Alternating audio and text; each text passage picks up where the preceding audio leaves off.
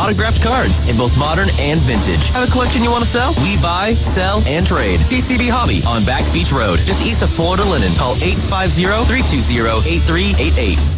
It's time for a new kitchen from Kitchen Designs. Kitchen Designs in Panama City Beach and Santa Rosa Beach offers full service cabinets, countertops, and flooring. Cash and carry cabinets available the next day. Kitchen Designs has been family owned and operated for over 20 years. Ask for your free cutting board with any purchase through March 10th. Call Kitchen Designs 850-775-4150 or stop by their showroom 7934 Front Beach Road and on Lynn Drive in Santa Rosa Beach.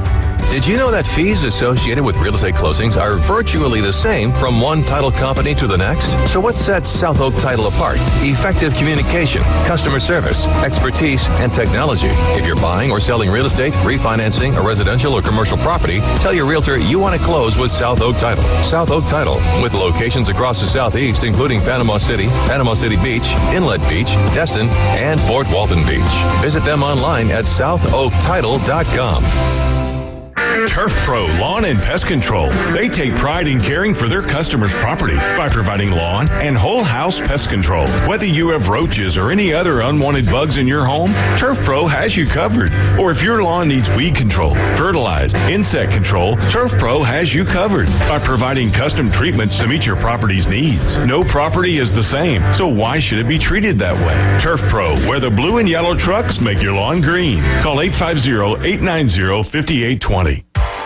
Bring your party to new heights with Inflate Emerald Coast. They specialize in modern inflatable bounce houses and water slides, perfect for any event. Whether it's a birthday, a wedding, or just a day of fun in the sun, they've got you covered. Plus, with their event planning services, you can sit back, relax, and enjoy the party. Inflate Emerald Coast, where fun meets the sky. Visit their website or social media pages today to learn more. Inflate Emerald Coast. Did you know that fees associated with real estate closings are virtually the same from one title company to the next? So what sets South Oak Title apart? Effective communication, customer service, expertise, and technology. If you're buying or selling real estate, refinancing a residential or commercial property, tell your realtor you want to close with South Oak Title. South Oak Title, with locations across the Southeast, including Panama City Beach, Inlet Beach, Destin, and Fort Walton Beach. Visit them online at southoaktitle.com. WPLQ Port St. Joe, WGSX Lynn Haven, powered by Panama City Toyota. ESPN Northwest Florida. It's the next evolution of sports talk radio. The biggest stories and the biggest reactions. Now. And now we're taking with the first pick. This is the last ball you got in the bag. The Inside Drive. From college to the pros, interviews with the newsmakers, sports betting, your phone calls, and more. And now, The Inside Drive with Ryan Mulvey. Broadcasting from the Bill Kramer Chevrolet Buick GMC and Kramer Marine Outdoor Studios on ESPN Northwest Florida.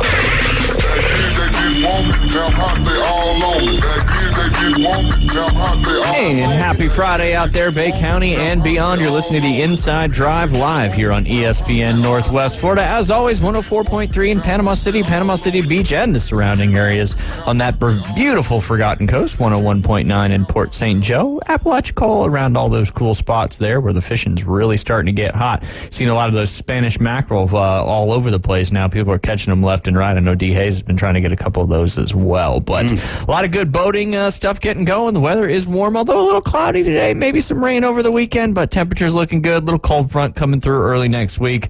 Of course, for Bay County spring break, it always seems to happen the week before or the week after is usually typically glorious. But that's Murphy's Law, and that's how it works. You can watch us, listen on Facebook, X, and YouTube. Just search ESPN Northwest Florida. And if you haven't already, hopefully you did, because I say it every day. Download that free mobile app inside the Google Play or the Apple Store. That one you do need to search 104.3 ESPN Northwest Florida. And before it gets banned, you got to download that TikTok app and follow the Inside Drive just so you can see some of our exciting content. We'll see what the Senate does with that, but not looking too good. So all these influencers are going to have to figure out something in the real world. Yep, that's it. But doing good, Jack? Doing good, Ron. Glad to be here. It's Friday. It's going to be a fun Friday. Always a fun Friday. Yeah, absolutely. Always a fun Friday. Yep. Yes, Yep. definitely. We've got some good guests today. Alan Sandage will be joining us from ESPN Richmond. He's a sports director up there. He is an expert when it comes to looking at film and understanding quarterbacks, wide receivers, all that stuff. And he has been previewing the top draft picks on the quarterback side of things, and anxious to hear his insight on each one of those. But I think we're going to figure out.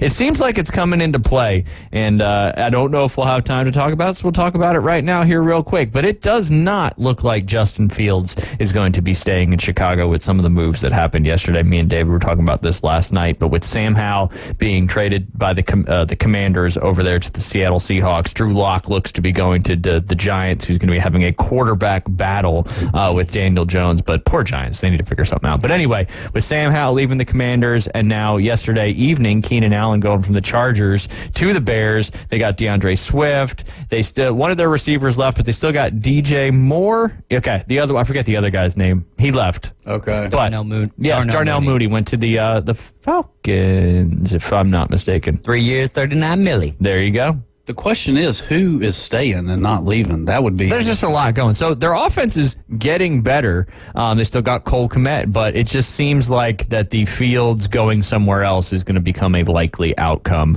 of that situation with everything that's gone on. And maybe he'll end up being a Commander. But you never really know until you know. But here's a little fun fact going back to the Bears' return that they traded that number 1 pick in the 2023 draft that the Carolina Panthers used to pick up Bryce Young. They've since gotten, because of that pick, offensive tackle Darnell Wright, wide receiver Keenan Allen, cornerback Tyreek Stevenson, wide receiver DJ Moore, the first overall pick in 2024, and a second-round pick in 2025. They trade the 9th pick in 2023, and they traded up for the 61st pick in 23. So one of those deals that has made shockwaves beyond just what happened last year. So we'll predict it here first. I think Fields is going to the Commanders, and they are going to draft Caleb Williams. We'll ask Alan about that too in the next segment coming up. But Sweet. It's the first segment, so what's that mean, Jay? Or poll question? We've got to have a poll question. Yeah, And you've got one. Yeah, I do. All right. Let's hear So it. I want to know about you and David. And the rest of the listeners here on ESPN Northwest as Florida. we continue to, build that bond, if you will. We all become closer together. Yes, we do. With these questions, we absolutely do. That's what we do. That's what we do. Or Further apart. Yeah, or further apart, depending. Hey, we've talked about, wiping front, back, bidets, whatever it may be. So what do you got today? We're keeping it into the bathroom. Yeah, there you All go. right, so whenever... we hang out in the bathroom a lot, it seems like, with your poll questions. All right, so when you're bathing, do you use I don't even know how to pronounce it, a loofah or a washcloth, or do you just use your... Just go bare hand. Just go bare hand. Yeah. So the poll question is, when you shower or bathe, do you use a washcloth / loofah, or do you just use nothing? Nothing. Nothing aided besides what you already were given when those are hands. Right. And the verdict for Ryan Mulvey? I've never been a washcloth or a loofah guy. All right. And I'm very routine when it comes to a lot of these things. We've talked about the shaving, right? That's another bathroom activity that we poll questioned. And I just got my routine, use my hands, lather up with the body wash, and we're good to go. Now, do you go from head to shoulders to toes, or do you go toes? I go body, arms, legs, face, back, done. Okay. And yes, there's other things too, but Gotcha. we're not we'll going leave that it. far. Yeah. What about you? Are you aided by something in the shower? So Or bath? Maybe if you want to take a bath, that's fine too. Hey, I'm gonna bathe in those your own. baths are good. Yeah. Good old hot bath. Typically more for like muscles and joints and stuff like that. If you actually bathe in a bathtub, it's it's kind of gross.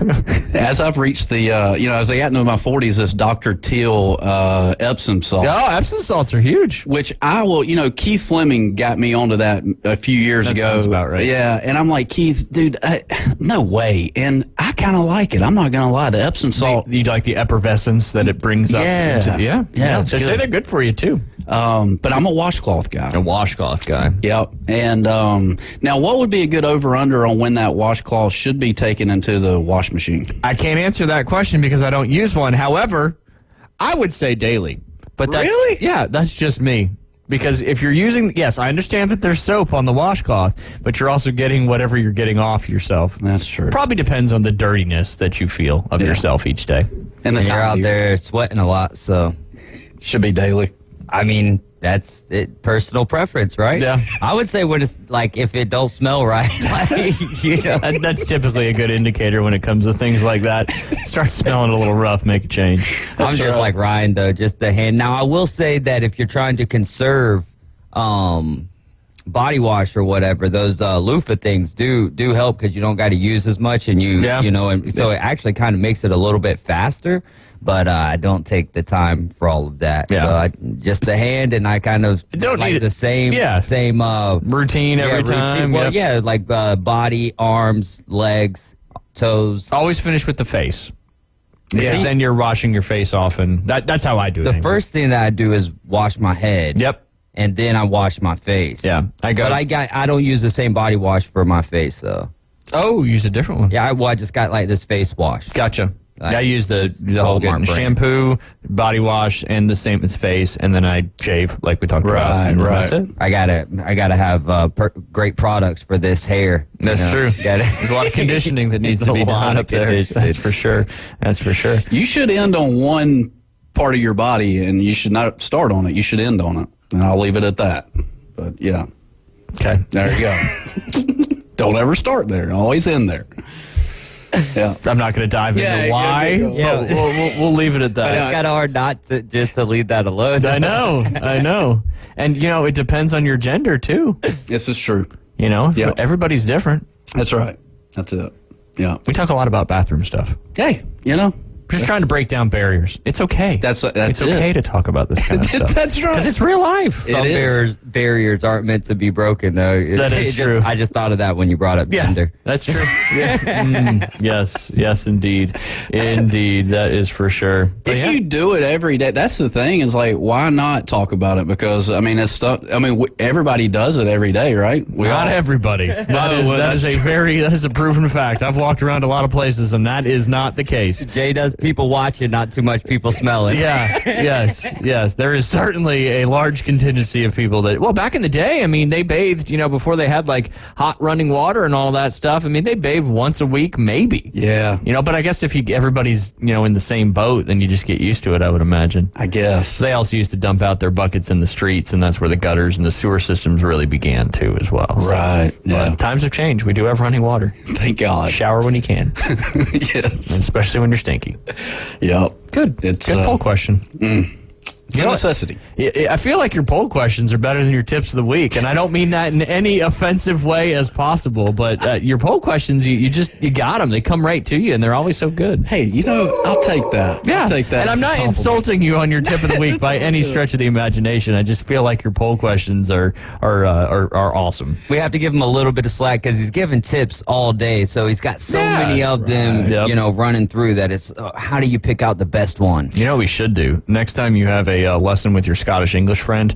We should do me and David will do a live right there out behind you while you're teaching. That would be great. If the guy would be up for, you know, a little bit of comedic banter. Yeah, have him move his lesson for one Wednesday to like 1:30 so we can all get over there and we'll do a live. That'd be good. Oi! He struggled so hard Wednesday because, I mean, and that's the thing. I mean, that's the thing, though, is you get these, you know, your students come in November, December, and then all of a sudden they don't play golf for 2 months, and then you got to start back over with them. Yeah. And that's, you know, that's kind of the case that happened. Wednesday. That's a common thing in the world of golf. Excuse me, time is such a valuable thing, but if you're going to get lessons, you're spending the money to get a lesson. Take the time to reinforce the lesson and practice. I always related to musical instruments. You're not going to go get a piano lesson and then not practice piano for the next 3 months and then go back, and you're not going to make any progress. Right. That's like life. That's a life lesson right there, because if you're not applying the things that you're learning, then you're not really doing anything with it. Obviously, with the word applied there. Yeah. Like showering. Yes. Yeah. If you're not practicing and doing it daily, then things happen. Full circle. Full circle indeed. I saw something on the internet earlier. This is sports related, and I want to see if well, that's the thing is, like, I don't know how true it is, but they were talking about youth basketball. Okay. All right. They interviewed this guy, and they were saying that the Europeans were doing better in basketball youth-wise because they practiced 6 days a week and had a game 1 day a week. And then over here, it's basically 6 games a week and 1 practice a week. What I mean, who's playing 6 games a week? I don't know. That's the thing. You can't believe everything on the internet because I'm sitting there. and I'm like, if that's just the statistic we're looking at, I can see why. Because the practice of your craft is what makes you better at it. Yeah, not playing every time and practicing 1 day a week. However, that comma. But in golf, I think if you so take for instance golf. What's your opinion on the fact that if you go play 6 rounds of golf and practice 1 day a week versus practice 6 days a week and play 1 round of golf? What's your thoughts on that? I think it's you've got to equally have as much practice as you're playing. Yeah. 50-50, yeah. Because things could go awry while you're playing, and if you're not working on the things you need to work on to get better at playing, you're just spinning your wheel. You're the hamster. 100%. In the guinea pig. Like as someone who doesn't practice at all, right? Like playing rounds is fun, but that's what I'm playing golf for. If I'm trying to get better, there's no way that I can get better without hitting a shot that I'm intending to hit 10 times on the range or more than that, Yeah. Well, and practicing correctly, too. But, yeah, I mean, and I think Lynnhaven Rob might have been the one that said that yesterday. Like, if you're not wanting to get lessons and practice, then just go out and play golf to be happy and don't expect anything. That's right. Because it's very difficult. Ryan was asking me this morning before she went off to school. She's like, one of the coaches at the school was saying that, baseball is the hardest sport. What do you think, Dad? And I was like, that's such a hard debate because when you talk about hardest sports, there's physical, there's mental, there's skill, and it's so hard to compare some sports to the other. Because I've always said I think it's a lot more difficult to hit, and we've had this conversation, to hit a golf ball at a high level than hit a baseball at a high level because your margin of error in baseball, you can make contact and get a base hit or a double and all that. But in golf, and I'm talking at the high levels, is a lot of, if you're not hitting it decent, then your score can be really bad. I think it's just 2 apples and oranges to compare the 2 sports. There's a lot more pro tours in golf than there is in baseball. Yeah. True. That's true. Yeah. Well, I don't know. You got single A, advanced A, double A, triple A. But that's not your, well, I guess that's a good point. That's a good point. But the way I'm looking at like Major League Baseball, you got PGA Tour, you got LIV, you got DP Ward. You know what I'm saying? Yeah. Like, but then again, you can go to Korean baseball. You can go to because you got the European Tour, you got now the Latin American Tour, the Canadian Tour, and all that stuff. I think it's just that debate could never be settled because it's 2 completely different things. Yeah. You've got a game you're playing with other people with scenarios, and golf is just anything can happen out on a golf course. Just too hard to compare. So that's how I basically broke it down for her. Well, and I think it goes back when we interviewed Gordon Blakely, we asked him that question. Oh, yeah. And he 100% said baseball. Guy. He said baseball was tough. I would say baseball too if I was a baseball guy. You're right. Yeah. But I don't know. It's a weird. It's a whole. You could talk about that for hours on end, and you're never going to get to a good answer. Yeah. Oh, your shower question. There is no defense in golf. Baseball is harder. Steve Wiley. Oh, I get that. I like that. Hey, Steve. As I said, you can cook this egg as many times as you want to cook it, and you're still going to come out probably with the same opinions on both sides of things. But yeah. Skin that cat however you want to. Skin it. Skin it. Just don't do it in front of me. That's all. That's all. This is just one I wanted to mention, and I saw it from a Twitter account. I sent it to David last night. It said, suspicious Calvin Ridley passed up the Jaguars minus 300 and the Patriots plus 200 to take slightly less money to go with the Titans, who were plus 1,800 to sign him, and obviously he got a little bit bigger deal there. But it's just funny. You know what happened to Calvin Ridley, right? I don't. He got in trouble for gambling, and he was suspended an entire year. Oh, so okay. This is just purely a coincidence, but yeah, the Titans were plus 1,800 to sign him if you were to bet on it. Is this what you were oohing, the FBF conference's breaking news thing? No, we got 2 pieces of breaking news. Ooh. Aaron Donald retires. Ooh. And then that one. Yeah, the conference's Notre Dame agreed to the new playoff deal. I know yesterday I was going to talk about it today because they were close. But apparently it has been voted, and they're going to be expected to go to a 14-team field in 2026. We haven't even got to the 12-team field yet, and we're already moving to the 14. Yep. Which just further lends me to believe that we're moving towards more. And then Boston Tim sent a text in. There's only 200 players on the PGA Tour. That's true. So there's that as well. Yeah, that's always my argument when you talk about how difficult it is to make it to the top level. Yeah. Is, you go to, baseball. I mean, how many players are in a single franchise? That's true. A lot. A lot. Now, again, you're playing in AA ball. You're getting paid maybe $30,000 a year to do that. So it's a little bit different. But it's the same thing on the mini tours. I mean, when we used to host Hoosiers tours, which was a step down from the tour, first place got you $20,000. If you finished 10th, you may have got like $800. Right. Just hard. It's all hard. All that to make it, I think it's 0.027% of all athletes make it to the highest level of their sport. Got a better chance of winning that big old Powerball or Mega Millions. You got that right. Yeah. Not bad. Got to buy that ticket. Think about the beatdown that happens on the golf course. Is like you could go years without winning. And everybody's there to win. So it's just I guess you just pack up on Sunday if you made it to Sunday and you just move on to the next one. And there's a lot of hope out there on tour. I can tell you that. That's what's got to fuel you. Yeah. And that's kind of what it is, because it's almost a little bit like the lottery, you could potentially say, because when you do finally break through and make that first and have that first win, you're talking about life-changing money and exemptions and all that, and that's what all these guys are chasing, trying to get to. Real quick update before we got to go to our first break. Again, Alan Sandage will be joining us in the next segment to break down all the top QB draft specs and what his opinions are, and I will tell you his opinion is strong because he knows what he's talking about. He puts a lot of time and effort into watching film. Wyndham Clark is now leading the Players' Championship, Jay Henley. He's off to a 4-under start in his second round through 12. He's 11 under total for the tournament. Second place, you got a gentleman out of Germany named Matt Schmidt. He's currently -5 through 16 on his round today, -9 overall. And then, of course, Scotty Scheffler. He's currently -4 in his round after shooting a 5 under 67 yesterday through 13 holes, 9 under. A little scare early in the round. He hit his first tee shot. He hooked way left and was kind of hurting, acting like his shoulder was hurting a little bit, but has since went on to be 4 under on his round today. So, of course, Scotty is near the top of the leaderboard. Again, JT Poston is 6 under through 12 on his round today, and that's 9 under par. Matt Fitzpatrick, he was the U.S. Open champion back in Olympic Fields a couple of years ago, or the Olympic Club, out there in San Francisco. He's 8 under par, and you got Corey Connors at 8 under par, and then a slew of people under par, and the current projected cut line right now is -1 in the Players' Championship. Oof. It's kind of surprising. That is. I think the golf course, the conditions are just perfect. There's not a lot of wind.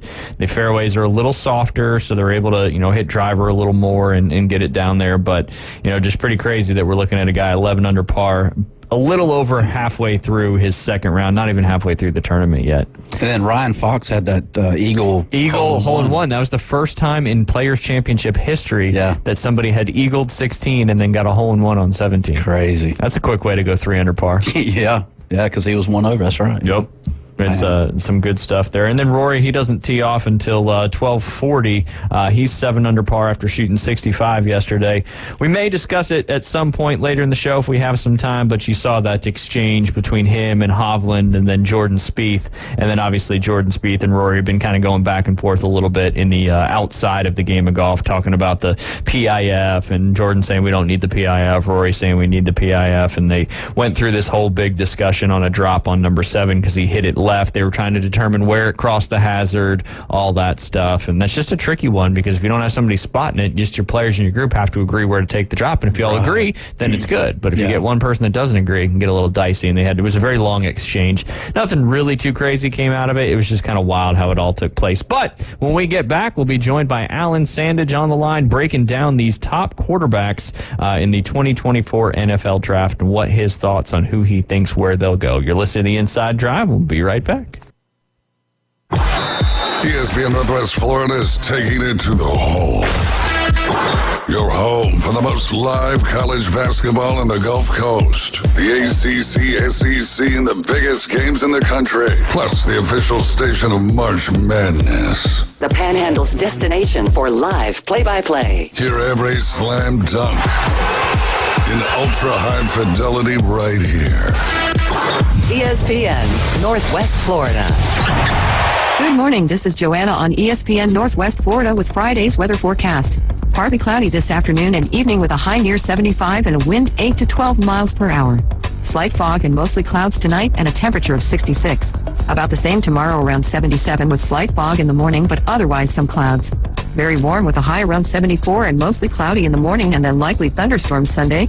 This forecast is brought to you by Ellis Agency Insurance. Thank you for keeping that dial at ESPN Northwest Florida. Rely on it. Hello, Rick Vossen with RV of Panama City, your local Stormore portable building dealer located at 2241 East Baldwin Road. Hey, it's March Madness out there, and Stormore's got March Madness going on with a 10% discount through the month of March for both new buildings on the lot as well as built buildings. And I want to remind you, perfect time to get that pool house or that quilting room. Come see me, Rick, at RV of Panama City, the local Stormore portable building dealer, 2241 East Baldwin Road. Ready to save big on the #1 selling car brand in the world? It's Ready, Set, Go time at Panama City Toyota, where you'll get 2.99% APR plus 90 days until you make your first payment on a new Camry. Get 2.99% on the sporty Corolla, ready for 2.99% on a new RAV4, and get 2.99% on the tough Tundra. Wherever life leads, there's a Toyota for you. Right here at Panama City Toyota. Offer expires April 1st. For details, visit PanamaCityToyota.com. You hear it first. Sports talk right now. Back to the Inside Drive with Ryan Mulvey. It all seems a bit overwhelming at first. Broadcasting from the Bill Kramer Chevrolet Buick GMC and Kramer Marine Outdoor Studios. Something makes me think you'll get used to it. On ESPN Northwest Florida. I'm so free, God. I know they wanna agree, but I don't really. Hey, and welcome back. You're listening to the Inside Drive live here on ESPN Northwest Florida. We don't have him as much on the show as we used to, but that's because he's the sports director up there for ESPN Richmond, and that is Alan Sandage. Alan, how are you doing today? I'm doing okay, man. I got some sad news about Aaron Donald retiring. Yeah, kind of messed with me before I came on. I know, getting you in the old feels on that one, but yeah, just surprised that he did, or not.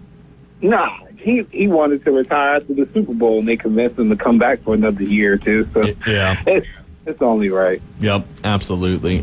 Well, you were at the end of the Senior Bowl down there. You did a lot of work at the Combine, looked at a lot of film on these quarterbacks in the top drafts, and you've been doing some podcasts talking about it. So it's coming up here in about a month, and that's the 2024 NFL Draft. It's going to be kind of crazy.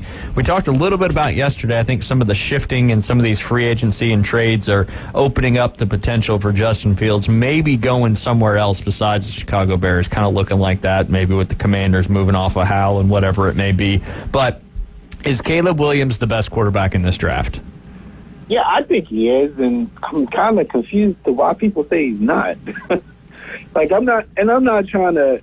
There's a lot of experts on the draft, and I totally get like Merrill Hodge. Merrill Hodge is way more qualified to speak on quarterbacking than I am because he's played at that level and he's covered at a high level. But I'm like, dude, there are fundamentals to quarterbacking that you look for that Caleb Williams not only checks all the boxes, but he's significantly better than his peers in this draft in those areas. Yeah. I mean, and do you think it's because of maybe some of the early on the extracurriculars where his dad was getting involved a little bit and he was saying, I didn't want to go here and stuff like that, and you think that might have kind of changed some people's opinions? But you got to put that aside when you're talking about a football player. Yeah, I mean, if we're talking about if we're looking at the total player, then by all means, if you don't have him number one, that's fine. But if you're talking about specifically what happened on the field and the quarterbacking position, he's better than all of these guys. He's significantly better than Drake May, and that's who a lot of people have as their number two, which I disagree with as well. So what is it about Caleb Williams specific to watching film and gameplay that you think makes him just a step above everybody else in this draft? Caleb Williams is practically fearless when it comes to throwing the ball. There were windows. Because I've actually been thinking about how do I explain this to people who don't watch it. Let's put it this way. I watch every quarterback that would be considered a top 10 pick, and even J.J. McCarthy, who's kind of fringe top 10. Every quarterback's best game and every quarterback's worst game and all the games in between to get a feel. And on the top three, Daniels, Williams, and Daniels, Williams, and May, I watched twice, right? And I can tell you all the bad throws I saw from Caleb Williams were not as bad as I saw from Drake May and Daniels. And that's not knocking them. It's just I had a lot of moments when I was watching all the other quarterbacks. Who are you throwing it to? What are you doing? Why'd you do that? I didn't question that with Caleb Williams. I did have an issue with him forcing things from time to time, but all these guys had that littered across their film this year because a lot of them were not on talented teams. They were elevating that talentless team. And so they force plays. They're trying to be playmakers, and they pay for it 9 times out of 10. That's just part of being young. But I think the thing that separates him from everybody else is he's got the most arm talent. He's able to throw between the windows. He's got equal to or greater velocity than May and Daniels. He has an understanding of how to extend plays and keep his eyes down the field, and he's able to throw the ball from any position you can think of, which I know people going to roll their eyes, but that is a key attribute to Patrick Mahomes, and I totally get why people compared him to Patrick Mahomes coming out of college, but they're comparing him to the Patrick Mahomes that's in the NFL now. That's a little bit murky. Patrick Mahomes coming out of Texas Tech was not a better prospect than Caleb Williams coming out of USC. Yeah, that's fair. Alan, let me ask you a hypothetical question because I know you do a lot of research and everything with these quarterbacks. So, all right, let's break down a quarterback's years, like 4 years in high school, 4 years in college, 4 years in the NFL. What 4 years is the most pivotal point for a quarterback, and do you think there's more? Let me see how I can word this. Do you think they learn more in college than they do in the NFL, or do you think it's vice versa? So I'm gonna take you for a spin here. I think the first 2 years at each level is the most pivotal point of a quarterback's career. Because what happens is each level is different. Each level presents a different set of issues. So at high school, if you can figure it out by the end of your sophomore year, you're going to be great. Because you're going to conquer junior year, you're going to conquer senior year. Then when you get to college, the players get faster. Restarts, they get stronger. I'm sorry? As that just restarts and kind of puts you back in that same situation, Yep, and that's the same thing with the NFL. That's why we see guys like Bryce Young look really good in college, and then he goes to a really crappy organization with the Panthers, and he struggled the first year. Like, he didn't look anything like he looked in college, and no matter how great you are as an athlete, you will always need coaching. No matter who you are, you will never be able to just auto-pilot your way to greatness. You need coaching, and I think those first couple years lay the foundation of who you're going to be at that particular level. Well, and it goes back to, I know we talk about Caleb's dad just trying to move him into a certain organization, but it's not about the organization. It's about the certain quarterback coach that's going to be with him the first couple of years in the NFL. I think that's more pivotal for Caleb versus an organization. Well, and you saw it with Patrick Mahomes. I mean, he sat a year behind Alex Smith and really learned the game. And I think that's where you've seen, like, the Jordan Loves. He had a great year this year, but you've seen some of these guys, these early round picks that get thrown to the wolves.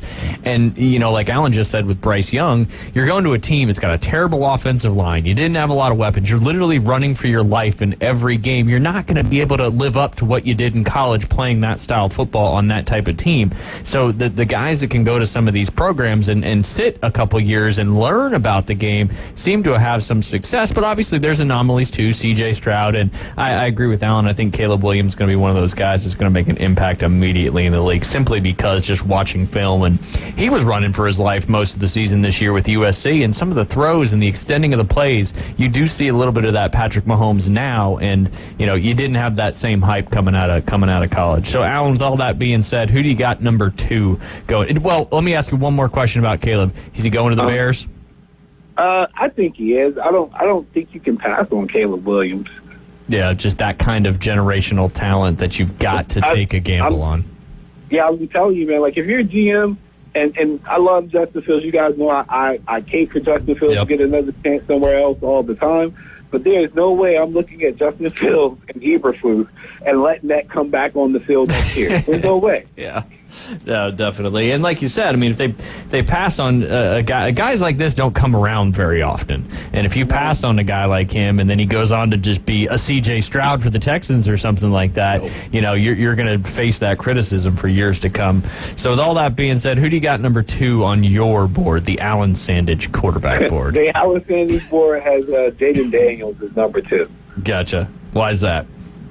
I think Jaden Daniels is just a very gifted and talented playmaker. He's got a running skill set that's similar to Lamar Jackson. He is a nutcase and won't slide to save his life. That is concerning. But I think, obviously, life will teach you that lesson at the NFL level if you don't figure it out before you get up there. Yeah. But he's surprisingly durable for his skinny frame, which Lamar Jackson had too. And the only thing about Lamar that I always appreciated, he's shifty enough. He doesn't take hits squarely. Yeah. Like, he doesn't take a lot of big hits, if any, even as a runner. Daniels has that ability. He just forgot or just didn't care enough to get down or take himself out of harm's way most of the time. But the one thing about Daniels that separates him from Lamar is he understands how to throw with anticipation, and he understands how to throw in space. And I think that's an underrated attribute because people see his running ability, and that's all they talk about, how much he can run, how he can run this and that, which is odd because we literally hear for 17 weeks how we want quarterbacks that can pass, so they run too much. Yeah. So we get this guy, and that's all they harp on. But he's intelligent, he's athletic, and those fade routes that he threw throughout the season were incredible. It's just that's all I can say. Is I love watching him in awe at times. Yeah. So is he going to the Commanders or the Patriots? Where do you think he goes in the first round? Oh, if the Commanders have the number 2 pick still, they have. If they're going quarterback, they have to go Daniels. I really don't think you can do a side by side of Daniels and May and come out and say that May's a better quarterback. Yeah, I totally agree with you. A lot more upside. Obviously, May's a good quarterback. It struggles a little bit with arm path and some different things, but the overall package that you kind of need in this NFL day and age, you got to get somebody who can do all that stuff you just mentioned. All right, so that brings me to the number 3 on the Allen Sandage top quarterback boards for the 2024 draft. So I will say that Drake May is my number 3 quarterback. Part of that is my bias to Nix and Penix being older and having been in college for 6 years. I did factor that into my equation. And I think May can be a good quarterback. He's going to need the most coaching, I think. And he's going to need the most patience to develop.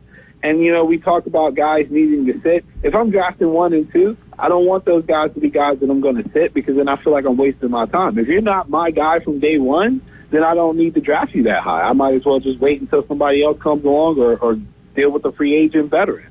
But in Drake May's case, if somebody were to trade up for him and they already had like a Jacoby Brissett or something already there, which I think the Patriots do. Yeah, I actually don't mind him sitting for a year, and I say that because there's a lot of concerns I have with him not understanding that he isn't the god of throwing football.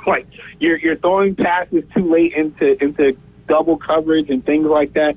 Those are mistakes that really get you hurt in the NFL. I don't want to kill his confidence, but he doesn't have the velocity for me on his passes to throw a lot of the sideline routes, so the outs and the comebacks.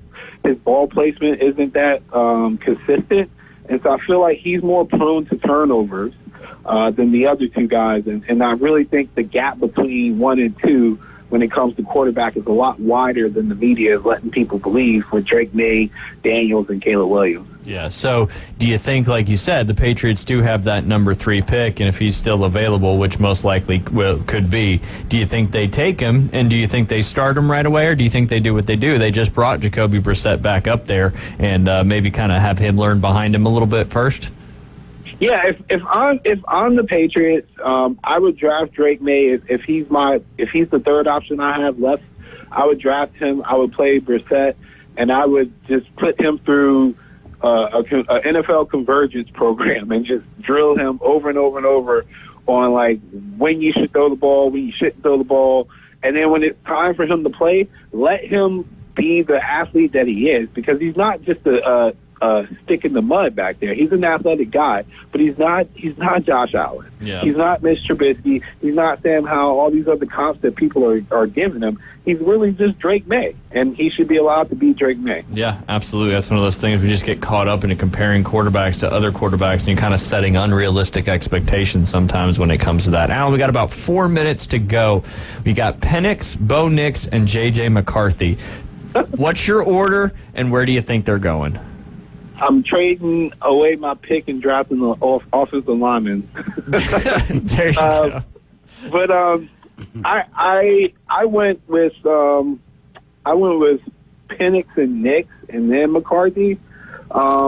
Nix. The only reason why I knocked Nix down is because a lot of his film consists of those when there wasn't tight windows. Wide open, yeah. Yeah, you get a lot of tight windows. There's not as much space to operate with in the NFL, and I think that's why some of these quarterbacks struggle from these more prolific spread offenses, is because like Washington's offense, you got to cover sideline to sideline on that thing. Like I saw Penix throwing like 35, 40 yards across his body to people on screens and stuff like that. You don't get a lot of that in the NFL. So as windows get tighter and formations get more compact, some of these guys are just not comfortable with that, not confident enough to throw in those spaces, and I think that's where Nix is going to struggle. Penix is solid, but his injury history is always going to be a concern. You just feel like he's one hit away from something like that flaring up. And then J.J. McCarthy, I'm probably going to shock some people. I think he can have a decent career, but he needs to be coached on his mechanics. I think that's part of why he's so inconsistent. And there's some deep metrics they have on PFF and stuff like that. In comparison to the quarterbacks in this class, McCarthy is significantly worse. Gotcha. Anybody else in the quarterback realm that you got your eyes on in this draft? Oh yeah, homer mode. Jordan Travis, get my man some shine. I think he'll be fine. There you He's go. got to get healthy, obviously. Yeah, got to come back from that. That's for sure. And we'll see how it all shakes out here come the draft. But you got a lot of these early round picks. That you got the Chargers. Obviously, they have their quarterback. Arizona Cardinals have come out and said Kyler Murray is still the starting quarterback. But Giants are a little bit of a tricky one because they're saying that Drew Lock and Daniel Jones are going to be battling it out. But do they take a quarterback? Man. That's your option. Lock and Daniels battling it out. Yep. What is happening to the Giants? It's just I can tell you what's happening to the Giants. It's clear arrogance. That's what it is. Yeah, arrogance. Like people just don't want to comply to the status quo. They really thought Daniel Jones was their guy and didn't want to give Saquon any credit, and then they're stuck with the guy who isn't their guy. Yeah, definitely. Definitely. Then you got the Titans who have drafted a quarterback the last 2 years, and do they stick with Will Levis or do they try to make another move? And the Atlanta Falcons have their quarterback. The Chicago Bears, if they take Caleb Williams and go from there, they have the 9th pick, likely not to be a quarterback there. The Jets have Aaron Rodgers. The Vikings, is that someone you could see taking one of these guys we were just talking about? Vikings just made a trade to add more first-round picks, so they could be building a package to trade up for somebody. I would think that a trade up, maybe with the Patriots. I don't see Washington coming out that second spot, and then the far chance that the Bears want to keep Justin Fields and put a premium on that first pick. Then I really think the Vikings have a package that they could offer for that after their recent trade, which went under the radar actually. Yeah, but they stockpiled some first round picks. But then, it's going to be interesting to see where some of these guys fall because a lot of these early round picks, 15 and earlier, have their quote-unquote franchise quarterback ready to go and locked down. So it'll be interesting to see how it all shakes out. A lot of deep wide receivers as well, which I think next week early we're going to jump in with you and some of the top wide receivers in a arguably one of the deeper wide receiver classes that we've seen in a long time. Yeah, wide receiver and we just talked quarterbacks, but I'll be honest with you, I think too much emphasis gets put on quarterbacks. They're overpaid grossly, like 31 of them are overpaid, and one of them is underpaid, and I'll let you guys figure out who that one We got it. Underpaid. Common denominator there. We got it. One more year, and then hopefully it gets a little bit more. Yeah.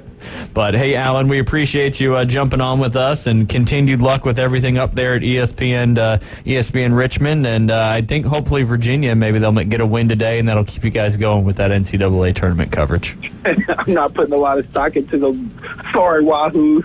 There you go. There you go. Alan, we appreciate your time as always, and enjoy the Players' Championship. All right. Thanks, man. Absolutely. You guys are listening to the Inside Drive live here on ESPN Northwest Florida. Speaking of college basketball, we'll dive into that when we get back. ESPN Northwest Florida has your chance to win a pair of tickets to the Geico 500. Starting Monday, March 25th, join Coach Hale mornings at 7:15 and 8:15 to enter. The Race to Talladega. Then at 12:15 and 5:15, listen for your name called. If we announce your name, race to the phones. How long it takes you to call 850-215-6290 is your qualifying time. The fastest qualifying times win a pair of tickets to Talladega, right here from ESPN Northwest Florida. Hey there, folks. Looking for a place that feels like home right in the heart of Panama City? Well, look no further than Charlie Corm's place at their new location on 15th Street. Charlie Corm's is not just a place, it's an experience. Imagine cozy corners, friendly faces, and the aroma of delicious dishes that'll make your taste buds dance. From sunrise breakfast to late night bites, Charlie Corm's on 15th Street has it all. Charlie Corm's place on 15th Street is now offering exclusive weekday lunch specials. Visit Charlie Corm's place on 15th Street. Look for the giant mural. Hi folks, I'm Tracy from Tracy's Fine Jewelry. Shopping for the perfect diamond can be difficult, but that's why I've trained my staff to offer you a stress-free diamond experience. Me and my I Do crew have 50 years experience, and we have more certified diamonds in stock at the best prices in town. So if you're tired of high-pressure salespeople, come see me, your diamond girl, and my I Do crew at Tracy's Fine Jewelry, because we don't work on commissions. We work for smiles and I Do's. Ready to save big on the #1 selling car brand in the world? It's Ready, Set, Go time at Panama City Toyota, where you'll get 2.99% APR plus 90 days until you make your first payment on a new Camry. Get 2.99% on the sporty Corolla, ready for 2.99% on a new RAV4, and get 2.99% on the tough Tundra. Wherever life leads, there's a Toyota for you, right here at Panama City Toyota. Offer expires April 1st. For details, visit PanamaCityToyota.com. Do you suffer from political talk radio fatigue? Then tune into the most fun and exciting new radio show on the Gulf Coast. It's The Inside Drive with Ryan Mulvey. From the Bill Kramer Chevrolet Buick GMC and Kramer Marine Outdoor Studios on ESPN Northwest Florida. Chicken. Always good to have some chicken head on Friday. You're listening to The Inside Drive live here on ESPN Northwest Florida. All right, Jay, you want to talk a little college basketball? Yes, sir. Did you watch any last night? I did not. No. I watched Woodstock. Yeah, well, that wasn't last night. That was this morning. This morning, yeah. That was this morning. A little car went off in the parking lot. Wake everybody up. 2:58 this morning. There you go, on the dot. His Villanova almost made a run last night against. Yeah, Marquette, man. They tried. That was a fun game. Watched 71-65, something like that. It was close. Somewhere around there, because it was 60-58, and then they reviewed the shot, the buzzer beater that Marquette had made, and they ended up reversing that. So then they went to overtime. So there was some late night drama last night. Yeah. It's madness is already kicking in, and I'm already. You had lost somebody in our pick'em in these conference championships, and I lost somebody yesterday, and that was those Duke Blue Devils. Just not. You don't.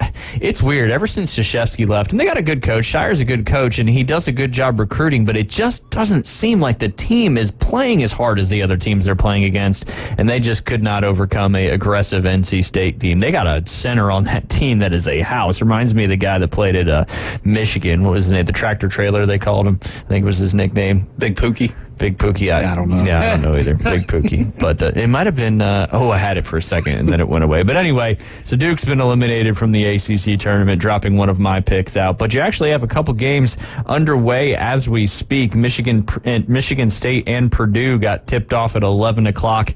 It's currently 3 minutes left in the first. That's a Big Ten quarterfinal game. Purdue is up 27-21 in that one, and they are the number 3 team in the country trying to get that number 1 bid. Robert Traylor? Yes, Robert Traylor. Guy was a hoss. Nickname Tractor. Yeah, tractor trailer. Mack truck. Yep. You don't want to be in the lane when he's coming down. No, sir. Unless you're just not worried about taking charges. You also got perfect little foghorn action. Sam Houston State and UTEP. That is the Conference USA Championship semifinal. That one just got underway. UTEP off to a 7-6 lead very early in that game. Also coming up at 12 noon here in about 14 minutes to tip off. You got Mississippi State and Tennessee as the SEC tournament quarterfinal games are on. And then after the inside drive, I'm pretty sure we'll be broadcasting this one. That is Auburn versus South Carolina. That is another quarterfinal game. That one tips off at 2:30. That'll also be on TV coverage on ESPN. But that's a kind of a big-time matchup there in the quarterfinals. Auburn got the best of South Carolina in their one regular season matchup, but it's a new game and tournament. If Auburn's trying to make a run at a championship, they're going to need to get it done in that one. So, Jay, living in these conference brackets, we'll start for you with the SEC. As I just mentioned, a couple of those games about to get underway. But the results yesterday from the second round games, you had Mississippi State. They took care of business against LSU, won that one 70-60.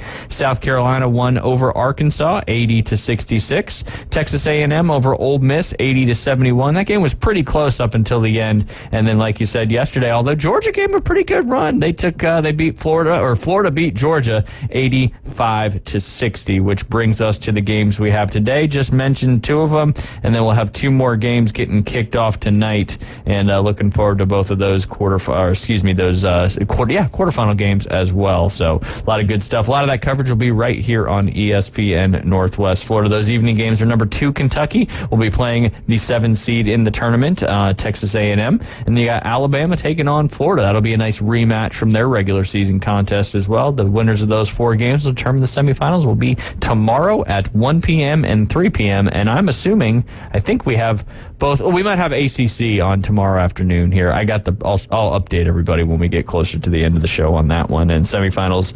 And then the championship will be at 1 p.m. on Sunday. I think 12 p.m. Eastern or Central time. And after that, then once they all get finished up, you got Selection Sunday. Yes, sir. Still liking your pick in the SEC? Yes. Do you remember who you picked in the SEC? Auburn. Yes. Yeah.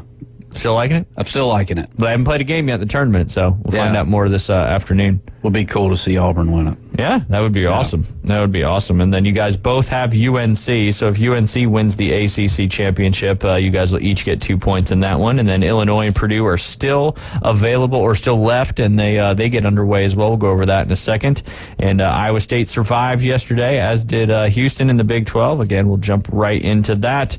And you had Kansas eliminated, unfortunately. And then Nova, almost, so close. Having a run, just fell short, like David said. But myself and David still have Creighton and UConn in there. So just talked about the SEC. We'll jump over to the Big Ten tournament. That is the quarterfinals going on. Just mentioned that Michigan State-Purdue game. The next one following that is going to be Wisconsin and Northwestern. The 5 and 4 seed Wisconsin beat Maryland yesterday, and then Ohio State beat Iowa. A little bit of an upset, you could call it, but I think Ohio State was actually ranked higher in the AP, but not higher in the tournament. They'll take it on number 2 seeded Illini there. That'll be at 5:30 Central Time on the Big Ten Network. And then the last quarterfinal game will tip off 25 minutes after that one. That'll be Indiana versus Nebraska. Those semifinal games will be tomorrow, 12 p.m. Central Time, followed by the second game at 25 minutes after that one. So much good basketball on tomorrow. And the Players' Championship.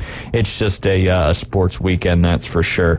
Over there on the ACC side of things, yesterday you had all the quarterfinal matchups. North Carolina beat Florida State while we were live on the show yesterday. Pitt beat Wake Forest 81-69.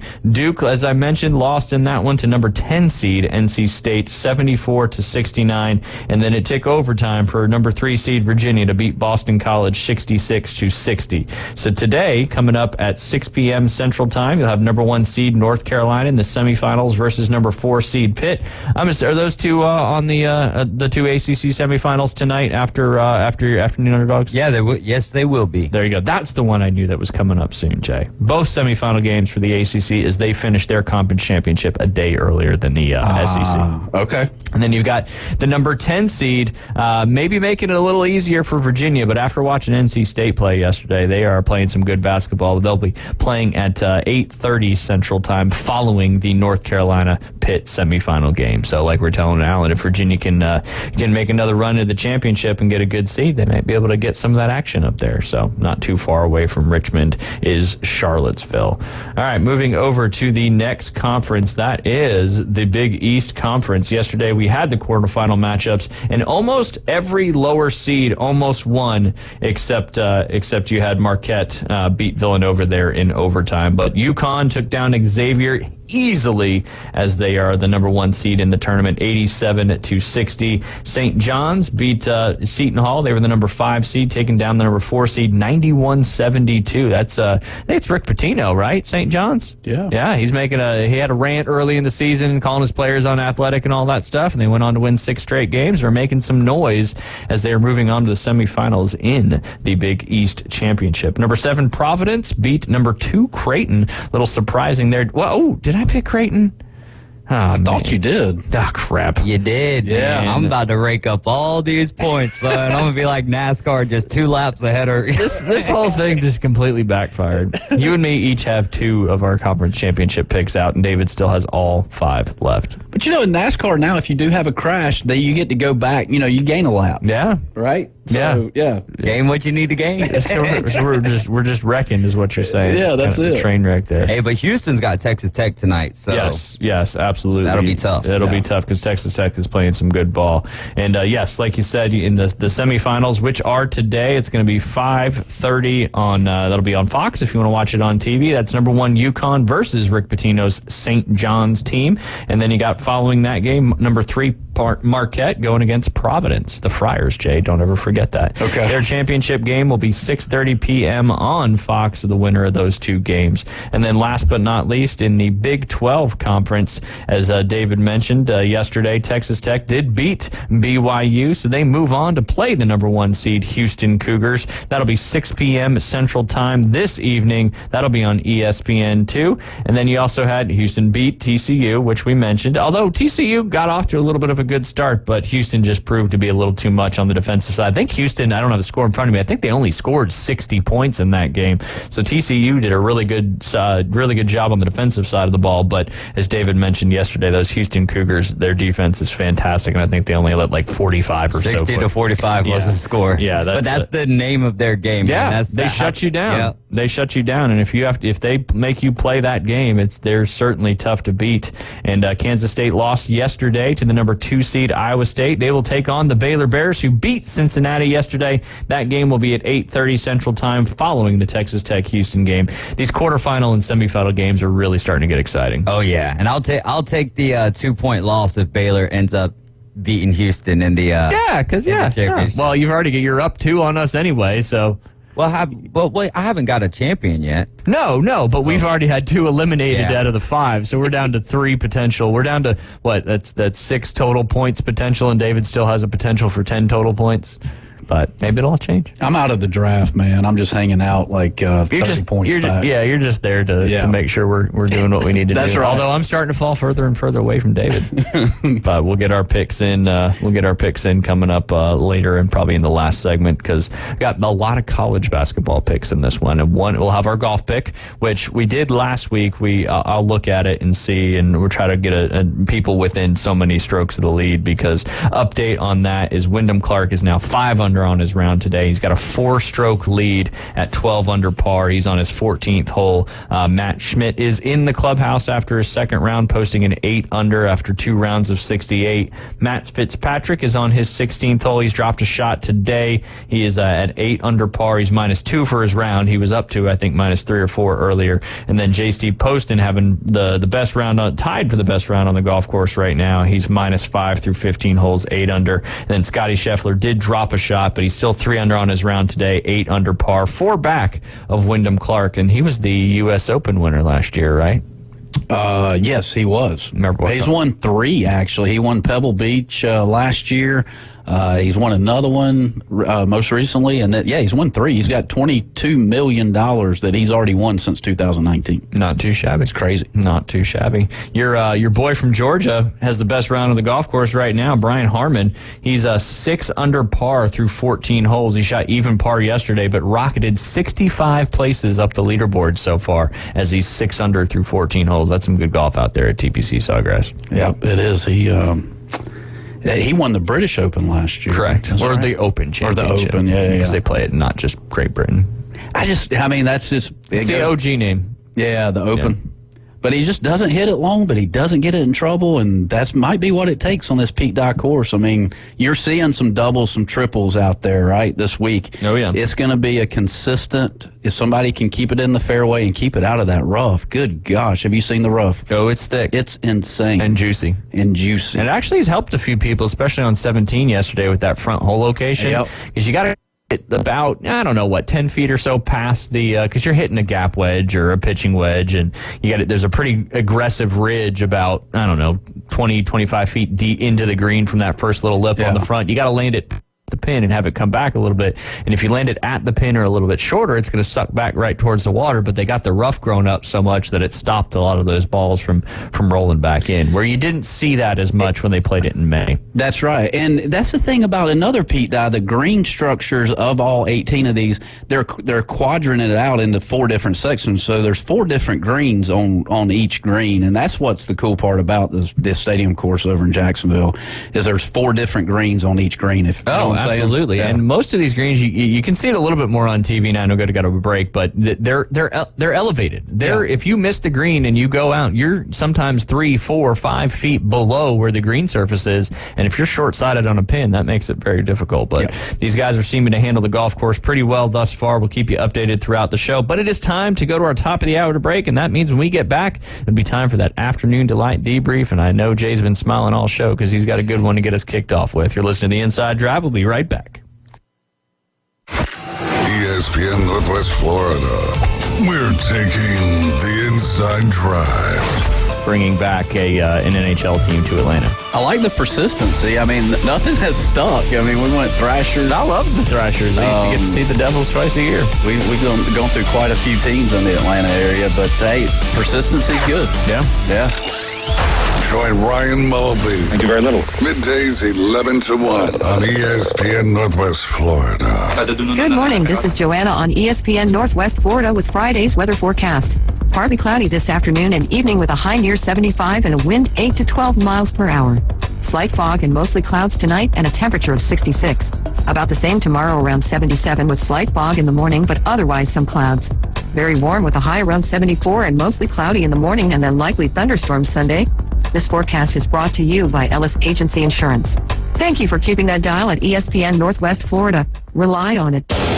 Take your next adventure in an award-winning Kia from Bill Bird Kia. We invite you to stop by Bill Bird Kia today and test drive a new 2024 Kia. You'll see why everyone is talking about Kia. The 2024 Kia will give you the perfect balance of comfort, safety, and technology. The SUV family has movement that inspires. Drive away today in a new 2024 Kia Soul, Seltos, Sportage, Sorento, or Telluride. Fuel the thrill and command the road in a luxury sedan from Bill Bird Kia. Drive away away today in a new 2024 Kia K5. Performance, power, and design built just for you. Discover the new Kia at Bill Bird Kia. Bill Bird Kia, the original home of the 20-year, 200,000-mile warranty. Stop by 2435 East 15th Street, Panama City, or anytime at BillBirdKiaPanamaCity.com. We'll treat you just like family and give you the peace of mind you can trust. Your local community dealer is Bill Bird Kia. The 20-year, 200,000-mile warranty is a Bill Bird Kia warranty. WPLQ Port St. Joe, WGSX Lunden, powered by Panama City Toyota. ESPN Northwest Florida. Starting fresh. Fresh new start. Locally sourced, Farm to Radio. The Inside Drive with Ryan Mulvey is live and local. From the Bill Kramer Chevrolet Buick GMC and Kramer Marine Outdoor Studios. On ESPN Northwest Florida. Sky rockets in flight. Afternoon delight. And welcome back. It is the bottom of the hour here. We've just moved in the afternoon here in the Central Time Zone. You're listening to the Inside Drive live here on ESPN Northwest Florida. Always got to give a shout out to our beautiful studio sponsor, Bill Kramer GM and Kramer Marine and Outdoor. Lots of new vehicles in stock, still huge discounts, stuff rolling in left and right. If you need your vehicle service, need some new tires, take it over there to Bill Kramer GM Chevrolet Buick GMC. And I say it every day. We're getting each day. I'm starting to see a lot more boats out there going out early, getting the fishing going. The Spanish mackerel are rolling in. It's about to get into season. So if your boat is currently not working to its peak performance, you need to either take it over to Bill or to Kramer Marine and Outdoor, or they'll come right to your dock, right to your house, get you fixed up, get you back out on the water. All you got to do is reach out and they'll take care of you. And if you're done, you don't want to fishing on your boat anymore, and you just want to go off the piers or the jetties or your dock, whatever it may be, and you're tired of going out in your boat, you can just, they'll take care of it for you. There you go. They'll get it fixed up. They'll sell it. They'll just take a little percentage of that for the effort, but you don't have to worry about anything. They'll take care of all of that for you.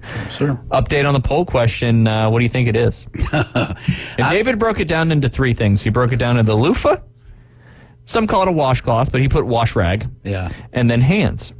I say the loofah and the wash rag have to be winning. Well, there's currently 20% loofah, 20% wash rag, and 60% hands. No kidding. Yep. Wow. That's shocking. Well, you also said your whole family does not use, and you're the only one. Yeah, I'm the only So if you go by those percentages, it's playing out how your family does it. Interesting. So there you go. Good poll question. That is a good poll question. You're doing good with those.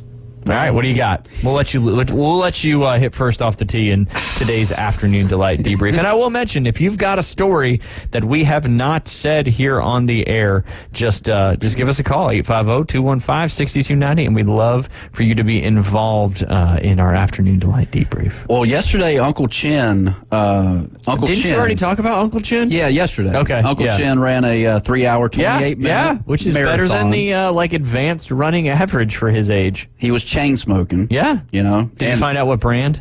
I did not. It's okay, because that could be it too. You know, it could. You're hitting an old Benson Hedges menthol might be a little tougher, but you're rocking the Virginia Slims. It may help. I don't know. It may. I was never a smoker, so I'm just speaking on what I've learned. Right. So we're going to transition into McAllen, Texas. Okay. If you're from McAllen, Texas, you are ranked number 1 on the list of 100 fattest U.S. cities. Ooh. Yikes. McAllen. Ranked number 1? A new report lists McAllen, Texas at the top of the list of America's 100 most overweight cities, with nearly half of all the adult residents being considered obese. The other cities that include number 2, Jackson, Mississippi. Ooh. Number 3, Shreveport, Louisiana. Number 4, Mobile, Alabama. Number 5, Little Rock, Arkansas. Are you seeing kind of a trend here? I think we talked about it yesterday, the difference between a northern and a southern Thanksgiving. We've got to go, look here, Ryan. We got to go all the way down to number 18, Canton, Ohio, before you get out of the South. Yeah, and that's the Midwest, too. Yeah, there you go. Pro Football Hall of Fame. All right. Yeah. So everything else is southern? Everything else is southern from all the way in there. Now, let's transition. Let's go to the most least obese. Okay. Which is very shocking to me. Seattle, Washington. Okay. there's a lot of rain up there, not a lot of outdoor activity. Maybe it just makes you not hungry. It may not. I can go into a lot of other tangents on that, but we'll stay away from it. Honolulu is one of the 10 least obese. Boston, Denver, San Jose, California, Minneapolis, Colorado Springs, and San Francisco, California. You know what one thing that all those places have in common? What's that? They're extremely expensive to live at. Ah. So maybe that's part of it. The more expensive the place to live, the less food, you're spending less money on food, whereas some of these other places may not be as expensive to live, so it's easy to go out and buy whatever you want. Very true. You could also flip that on the other side and say that, healthier food is a lot more expensive to buy. True. So maybe these places where the incomes are higher, they can afford the healthier food, whereas the incomes are lower in some of the other places, it's easier to just go load up on whatever it may be. What's your thought on intake versus what you eat? Do you think Elaborate. let's just say you eat one Big Mac a day and that's all you eat. So that's your intake is not a lot, right? No. But you could end up gaining more, because of that, because what do they always say? Breakfast can get your metabolism going, right? Right. And how many people skip breakfast? A lot. A lot of people. Yeah. And a lot of people always say, well, when I eat breakfast, it makes me hungrier. Yes, because your metabolism is firing up. Yeah. So I would say that, if your intake is low, but it's not a good thing that you're eating, then you may end up gaining more, whatever you want to say, increasing your obesity versus somebody who eats 3 square meals that are maybe a little healthier a day. I like it. What are your thoughts? No, I'm with you on that. I'm just speaking from what I think. It could be completely wrong. Moderation, moderation is key in everything. It is. Those Lay's potato chips. It's you don't have to eat the whole bag. You can't just eat one. Yeah, is that Lay? I think that's Lay's. It might have been Pringles or Pringles. Yeah. But anyways, that's Lay's. It is Lay's. Okay, I got you. Pringles is something with popping, right? Yeah. Once you pop, you just can't stop. It. God, he's got them all. He's got all the jingles down, all the taglines. McAllen, Texas. I don't know anybody from McAllen. Do you? I don't. I've never heard of McAllen, to be honest with you. I feel like that's a border city. I feel like, but I'll have to do my geography on that one. That's okay. We know your geography is not your strongest suit, just from listening to the Inside Drive here. All right, I got one for us, maybe a couple. Do you have any more? That's it. All right, we'll look up another one while I'm talking. This is a good one. This comes from yesterday. This is from UPI.com, and this article came out yesterday at 2:12 p.m. and has since been updated. The headline of this one is "Rats at New Orleans." This is one where I think you would have. This is more of a Jay Henley afternoon delight debrief, so I'm actually a little proud of myself. Rats at New Orleans police headquarters getting high on seized marijuana. If that's not a Jay's Henley afternoon delay debrief. I'm reading that right now. Are you? Nice. March 14th, New Orleans Police Department officials said the rats infesting the department's headquarters are all high from eating marijuana stored in the evidence room. Police Superintendent Annie Kilpatrick told the City Council's Criminal Justice Committee the building is infested with cockroaches and rats, and the rodents in particular seem to be having a good time destroying evidence. The rats are eating our marijuana. They're all high, Kilpatrick told the committee during this week's meeting. Kilpatrick spoke in support of the $7.6 million proposal to temporarily relocate the police headquarters to a lease-based in downtown building for 10 years while exploring permanent solutions to the current building's numerous issues, which are not limited to pests. We all know the facilities have been run down, Criminal Justice Committee Chairman Oliver Thomas said WDSU-TV. Last year it was so hot that we had to close the buildings. Sometimes it's so cold their officers and the rank at the headquarters can't even occupy the building. Gilbert Montano, the city's chief administrative officer, told the committee that the relocation proposal would be considerably cheaper than the estimated $30 million it would cost to fix the current headquarters. Rats are getting high in NOLA. They are. Reminds me of what? Tom and Jerry. Do you remember watching Tom and Jerry as a kid? Yeah, absolutely. Tom can never get Jerry. Nope. It's just how it is. But amazing. Yeah. Is that for real, Clark? That is from the news. That's great. That was yesterday that this thing came out. That's topical. Oh, that's great. But that's great. It's a wonder why the rats are eating that. Yeah. Maybe it tastes good to them. Maybe they like the highness. I don't know. Could be cannabis. And it's like a cycle, right? They eat more, they get hungry. They eat more, they get hungry, and eventually they just stop eating. I guess. That's right. I don't know. Yeah. Maybe they're just trying to get back in the lab. That's true. Test rats. Test rat. I wonder if they're big old rats, like New York City rats with a thick tail. You said this is in New Orleans? Yeah. Yeah, they got some pretty big rats over there. Big old rats. They got plenty to eat. Yeah. They ain't those little field mice. They're like the size of cats over there. I haven't been to Disney World in quite some time, but here we go. We going to Mickey? We're going Mickey. But look, when you're down there in the Magic Kingdom, you'll see cats, like random cats, and they're trying to keep the mice away. Yeah.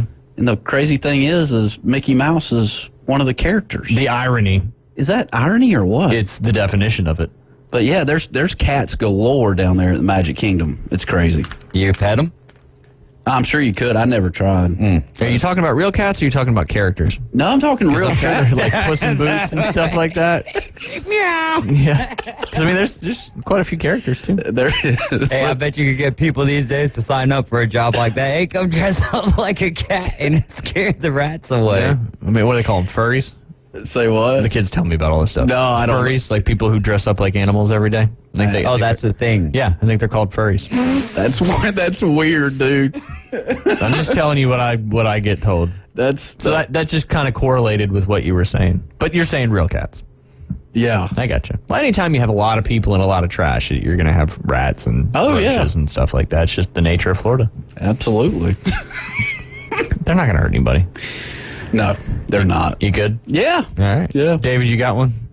I do have one, and Keith sent us a text about Lay's and why they don't use that slogan anymore. If you want to dive into that after this one, this should be a quick one. It's from UPI.com. A museum in St. Louis, Missouri successfully broke a Guinness World Record by gathering 355 people to wear underwear on their heads at the same time. The City Museum attempted the record for the most people wearing underwear on their heads for 314 Day, Pi Day, a local holiday celebrated March 14th in honor of the city's 314 area code. The museum aimed to beat the previous record, which was only 270, which this seems like it could be a very beatable record if we want to try this, which was set in Naperville, Illinois in 2012. The museum provided the white briefs for the attempt, and a Guinness World Record adjudicator announced just after 2:30 p.m. that the record had officially been broken, with 355 people wearing underpants as hats. Previously earned Guinness World Records titles for the largest pencil, the longest seesaw. This is all from the same museum. They have these world records for the largest pencil, the longest seesaw, and the largest tennis racket. It also holds an unofficial record for the world's largest pair of underpants, which are on display at the facility. Which originated from McClellan, Texas.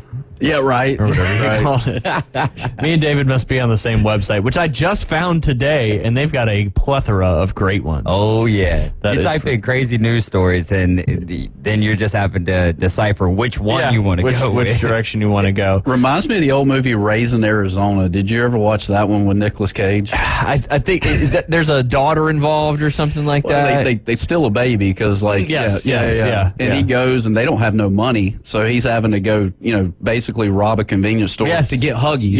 Yep. And the guy, I remember I've seen that. So he puts pantyhose on his head to disguise him, and some old guy goes, "Son, you got a panty on your head." That's actually, I remember that movie. You remember? That's a great one. That was a good movie. That was a good movie. Like David just said, Keith had texted in and gave us the reason why. He said, check out the real reason Lay's doesn't use that slogan anymore. The answer is a really sad commentary in our current society because we live in a litigious world and anything that can be litigated will be. A man in Dayton, Ohio decided he could eat just one Lay's potato chip, so he made a video of him just doing that. He read the slogan on the packaging out loud for the video, opened a new bag of original Lay's potato chips, ate one chip, closed the bag with a chip clip, put it back in the cabinet, and walked away. Then he sued the snack food giant for false advertising and claimed mental anguish because he had been lied to by a trusted brand. Thankfully, the case was thrown out of a court for being frivolous and without merit, but upon review, a district judge decided the case could go forward. Lay's settled out of court with this man an undisclosed amount of money, and they removed the offending verbiage from their packaging. The rumor is that the man got $100,000 and free Lay's products for life, but no one on either side will confirm that this break the gag order issued by the court. Unbelievable. $100,000. I would say go get a job. I mean, but I guess that would be who would do that? Yeah, right. It's like the McDonald's coffee lady. Yeah. That changed the world. The hot coffee or what? That was like in the 80s. That was a while ago. Yeah. That's really what kind of I think kicked off all these frivolous things. But hey, and it could have been avoided had the court just been like, all right, like that's kind of your own fault. Maybe you should have stuck your finger in there. Use some common sense. Yeah. We've allowed it to happen as a society, and the judicial system. Yeah. Wild. Or the finger in the chili at Wendy's. I still remember that one. Yeah. Human finger in the chili. Mm-hmm. Every time I order a chili now, I'm like searching through it. Yeah. Anyways. Wendy's chili. I mean, chili is a whole bunch of different meats. You never know what you're going to get. Yeah. That's a surprise. It just didn't get ground up. That's all. That's It got popped in before it got grounded up. There you go. You win some, you lose some. That's the prize. Hey, yeah. Some people would have been excited to find that finger. What if you got a guy that had a missing finger? Sew it on. So one of the Chiefs fans? I think those were the Dolphins fans. But were the Dolphins? I don't. That's good. All the articles said Chiefs fans, but you don't. Yeah, man. Here, I got to. This website is a plethora. Of them. We'll do one or two more maybe, depending on how long. This one's not really like crazy or thing, but it's just interesting. The Penguin. This is very topical because this just happened. The Penguins say the Pittsburgh Penguins NHL team. They say a thief sold 18,000 bobbleheads of NHL legend Jaromir Jagr.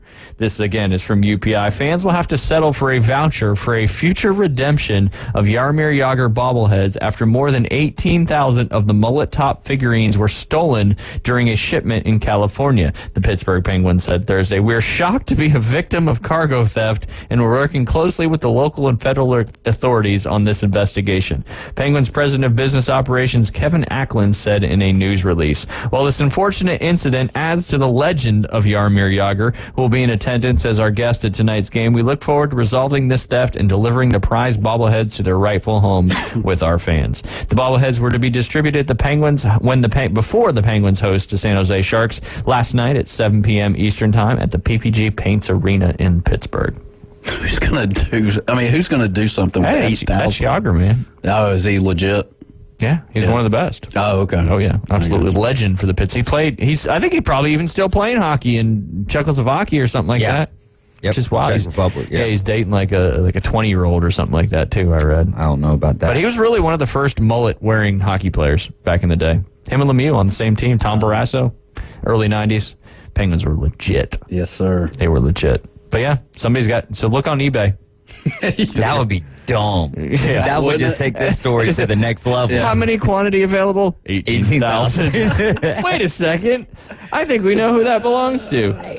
Because you got to imagine, the boxes that they come in are pretty big. So, you know, by 18,000. That's got to be like tons of crates and pallets. You had to back a semi. Yeah. Or you just stole the truck that it was on. There you go. Oh, no. But that happened. That's a real thing.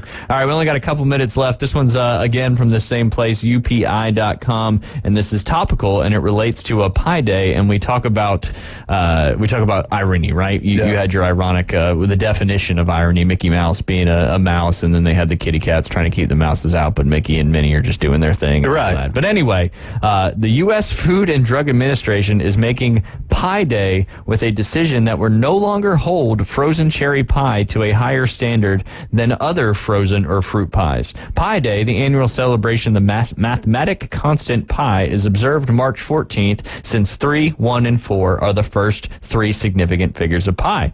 The ratio of a circle's circumference to its diameter, pi r squared. On Thursday, the FDA announced that it would be revoking the standards of identity and quality for frozen cherry pies, saying they were no longer needed to ensure the products meet consumer expectations. This agency's decision comes in years after lobbying by organizations like the American Bakers Association, which argued the regulations are outdated and have disproportionately affected the baking industry by not anticipating innovation and the rapid change of consumer taste. In a statement, the FDA said revoking the standards would provide greater flexibility and the opportunity for more product innovation, an action that supports the FDA's goal to modernize standards of identity. The rule, the FDA noted, will go into effect April 14th. Frozen cherry pie has been the only variety of fruit pie or frozen fruit pie that required the separate standards. I like warm apple pie. Do you like warm apple pie? You and Stifler. Warm apple pie. Yeah. Ice cream. Mm-hmm. A la mode.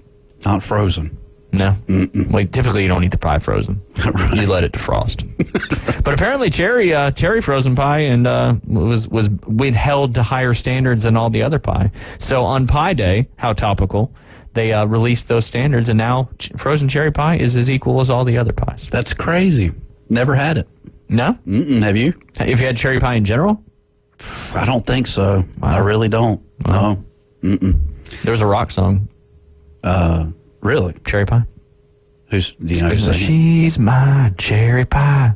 Oh, yeah. And now Sweet surprise. There you go. So now they can sing. They should bring that one back. They should go on to just make that one topical today with everything going on. Cherry pie getting their out. All right, it's 12:20. That means one thing. We got Aaron Bearden from Instant Replay Sports Card coming up next. You're listening to the Inside Drive live here on ESPN Northwest Florida. 104.3 ESPN Northwest Florida presents the madness of college basketball. 68 teams, 32 conference champions, but there can only be one. ESPN Northwest Florida is your exclusive radio home for the NCAA College Basketball Tournament. This is Joanna with ESPN Northwest Florida. Here is your weather forecast on this Friday afternoon. The rest of the day, a variety of some clouds and a chance of thunderstorms, and 75 with a gentle breeze coming out of the south around 10 miles per hour. For tonight, slight fog and mostly clouds and a low near 66. Tomorrow, slightly foggy in the morning, but otherwise some clouds and a high around 77. This weather forecast is sponsored by Mid-South Lumber, the best little lumberyard in Panama City. Thank you for listening to ESPN Northwest Florida. Rely on it. With over 65 years of combined experience, Instant Replay Sports Cards is happy to help you take your collection to the next level. They carry all the new hobby boxes, signed memorabilia, and supplies. New and vintage cards and Pokemon. They sell and trade cards and are always looking to buy. They're an authorized source for Topps, Panini, Upper Deck, and Leaf cards. Instant Replay Sports Cards is open 7 days a week at 752 West 23rd Street, down from Academy Sports. It can always be reached at InstantReplaySportsCards.com. Are you looking for a place to take a leak? Do you have a truck, tractor, or other hydraulic equipment leaking or not performing as it should? At Reliable Hydraulic Solutions, we can get you back to work. Do you have a busted or leaking hose? Hydraulic cylinder or pump needing repair? If competitive pricing and a quick turnaround are what matter to your business, come see us at Reliable Hydraulic Solutions. Or you can give us a call at 850-326-3000. Reliable Hydraulic Solutions, 6840 Highway 77 in Southport. The best place in town to take a leak. For the Inside Drive with Ryan Mulvey and Jay Henley. This man is destroying golf. Broadcasting live from the Bill Kramer Chevrolet Buick GMC and Kramer Marine and Outdoor Studios. You may be right, but our ratings are up and we're attracting new youthful sponsors. ESPN Northwest Florida.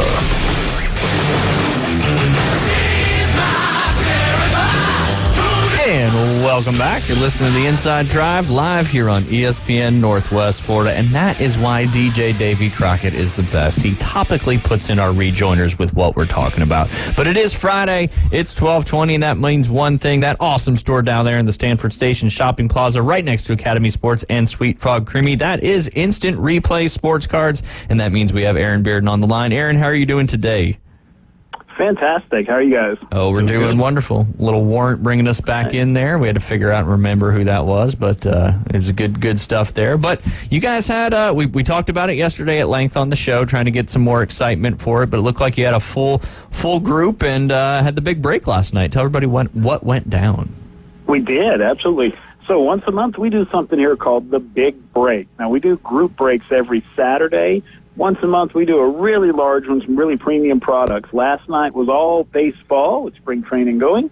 And the key product in there were about 6 boxes in this break. Key thing was 2023 Flawless Baseball, which is about as premium as you get in baseball cards. 10 cards in the box. A couple of them have gemstones literally embedded into the card. We had a card with a diamond in it last night. Ooh. A lot of cool autographs, a lot of great Hall of Famer pieces.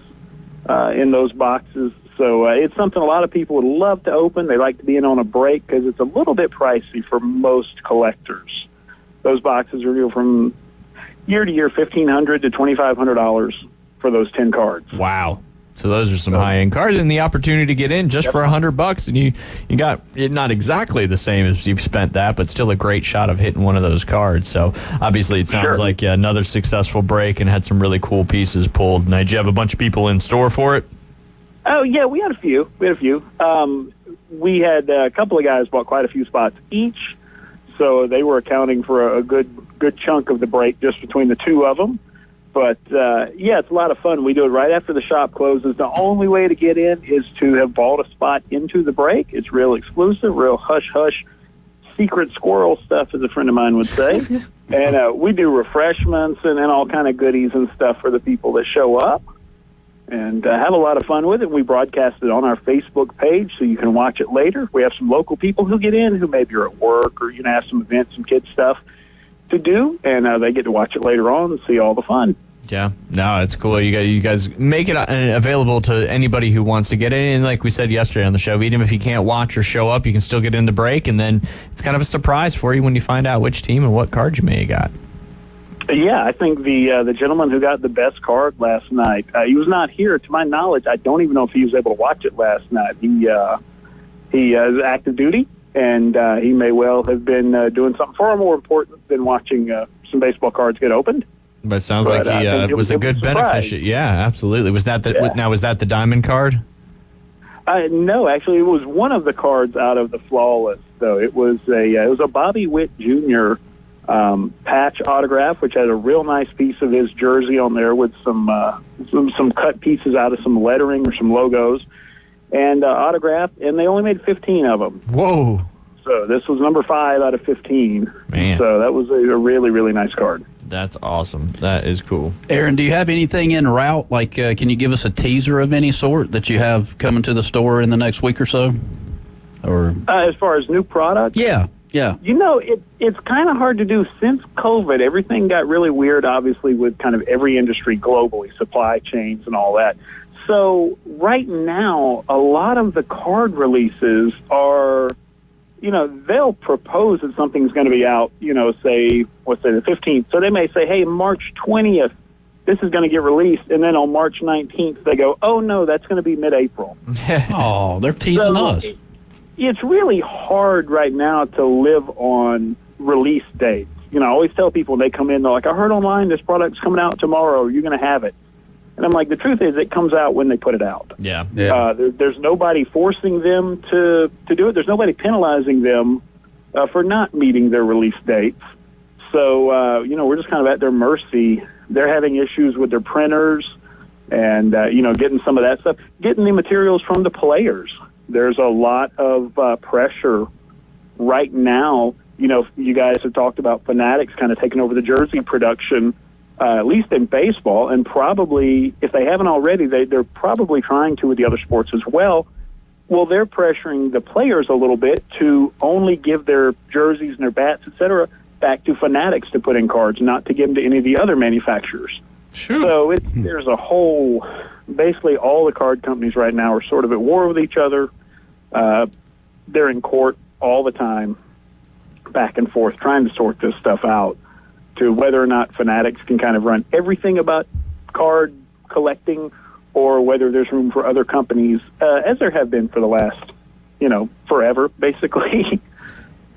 So if Fanatics were just to be the one kind of, let's call it like the umbrella, would you still have all the other brands, the Paninis, the Tops, and all the different ones, the Bowmans, under Fanatics, or would everything be branded as Fanatics? Well, I mean, we've seen a little bit of that in that they bought Tops, and now, everything that Tops owned, which basically was any Tops or Bowman product, is now owned by Fanatics. Nothing has really changed as far as what the consumer sees. You buy a pack of cards, it says 2024 Tops on it. Maybe if you flip over on the back in the fine print, it says, copyright Fanatics or something like that. But for the most part, Tops is still running their day-to-day operations as usual. It's just Fanatics is over them cutting their paychecks. Gotcha. And when we had something similar about 10 years ago when all of this all went to federal court, and they ruled which companies could make cards, which companies couldn't. And some of the brands that I know your listeners and our customers will be familiar with, like Donruss and Score, and some of those people like from the 80s and 90s, they lost their licenses to make cards. So Panini went out and bought a bunch of those companies and basically just said, keep doing what you're doing. Keep your factories open. Keep all of your employees, and we'll just cut the checks, and you make the cards you've been making, and we'll just, fine print, put copyright Panini on the box. Interesting. It sounds like Fanatics is trying to kind of become like the parent of all this, where all the money's flowing up through them, with what they're doing on the jersey side of things, and obviously on the trading card side of things. Yeah, I mean, it's certainly it's good work if you can get it, I guess, if you can control all of that. I think they've bought into a lot of things pretty quickly as far as manufacturing the jerseys and hats and trading cards and all these things that, some of these companies took decades to get to where they are. And Fanatics kind of came in about, 12 or 18 months or something and bought a bunch of these industries and took over. And, they're finding out there's a, bit of a learning curve. Yeah, no doubt. They've been struggling and have been not the most positive press in the last few months, that's for sure. What was eye-opening to me a few weeks ago when I was in your store, Aaron, was the fact that you had boxes where basketball players, and it was their college jerseys, right? You had a box of college. That was eye-opening to me because we didn't have that growing up, basketball players in their college. Do you foresee, as this NIL continues on, do you see like 16, 17-year-olds maybe being on a baseball card? Well, in some rare cases, they already have been. For example, Ezekiel Elliott, his first actual trading card was from about 2013 when he played in some sort of like All-American game. I have to go back and find the exact product. But this was, prior to his college cards even, which were 2016. And there's been a few other guys like that. He was the big name in that product for sure. So it's possible. Topps, I believe, under Fanatics, they have been doing the, McDonald's sponsors the, like a basketball. Yeah, the All-American game, yeah. Yes, and they do cards for that as well. And that makes sense, yeah. So yeah, there's a bit of that. Part of it is kind of how long do collectors want to wait, I suppose. Panini's done the same with the Team USA, the Stars and Stripes baseball, because not only is there a sort of collegiate age team of guys who are, probably big minor league prospects, could be in the majors within a year, and collectors are cool with that. They like that level of prospecting. There's also a Team USA of like the 18 and unders and like 15 and under, and then I think maybe even 12 or 13 or something. And they'll do cards of some of those guys, and you'll pull a card of like somebody 15, and you're going, great, I got to wait, 5-6 years to find out if this guy. Yeah, if he even wants to play baseball as a, full-time, as a professional thing, it may just be something he's doing for fun right now. So, yeah, I don't know how much collectors want to put into that, but I'm sure if they put it out, there will be people out there researching the stats and putting those cards back just on the off chance. Yeah, definitely a gamble for sure. I mean, it could pay off, and you could have one of the next best superstars in the sport, and then that card, obviously, not a lot of large print run, could be worth a bunch of money.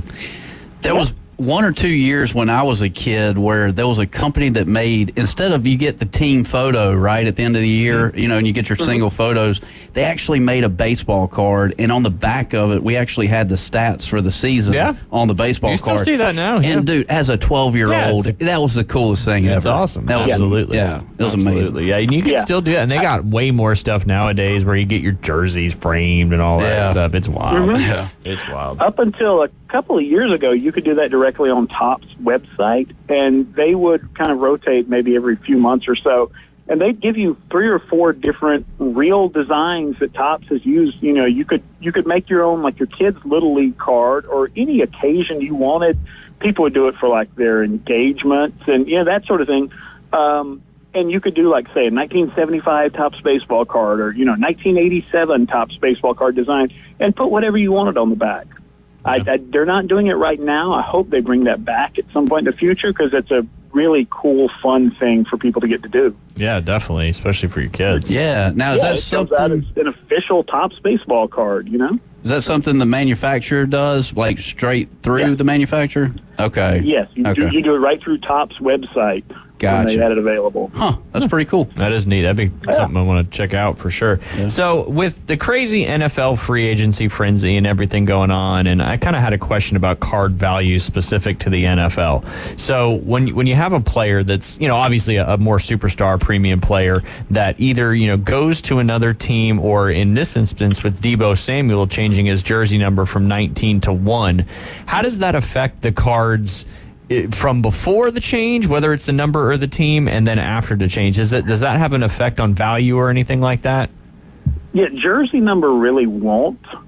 There have been guys do that in the past. Obviously, Kobe had a couple of different jersey numbers. LeBron's had a couple of different jersey numbers.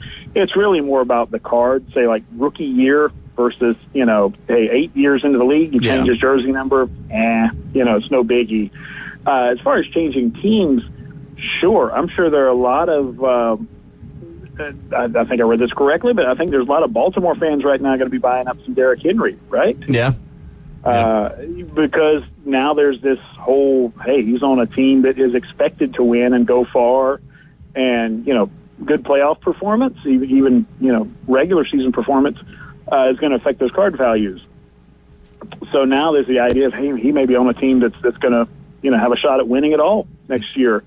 So there's some people going to be jumping on that. Is it going to affect the actual value all that much right out the gate before he does anything?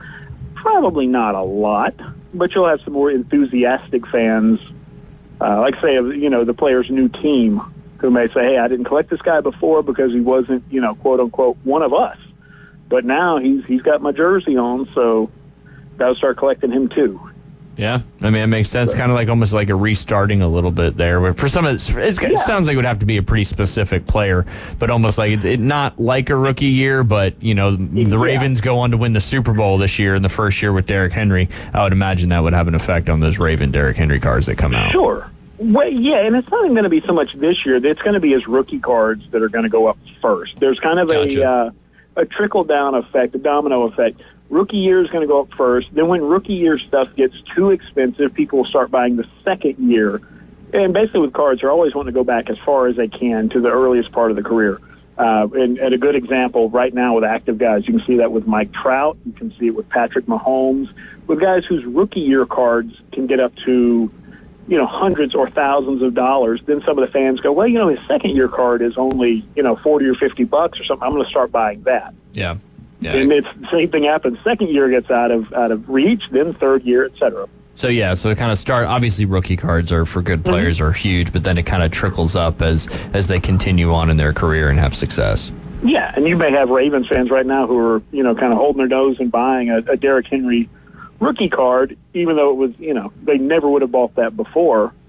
But now they know, hey, if he does well with their team, that rookie card's going to go up very, very well. Yeah. Interesting. That is interesting. Yeah, we're just curious to see how, because there's just been, not that this year is any different than either. It just seems like there's a lot of people going to new teams this year, and a lot of big time names going to new teams this year. It seemed like a lot of activity just the first 24 hours. Yeah, maybe a little more than normal. Maybe by the end of free agency, it will be about the same number of moves as always. But it seemed like a lot of high profile moves right out of the gate. Yeah, definitely. Aaron, when you take a shower, do you use a washcloth or do you use your hand? This is our poll question today, so this isn't just completely out of left field. Yeah, okay. I'm losing right now. Jay doesn't like to give you any pre-information when he asks you questions. He just jumps right into it. That is our current poll question on our Facebook Live feed right now. Well, let me ask you, what's winning right now?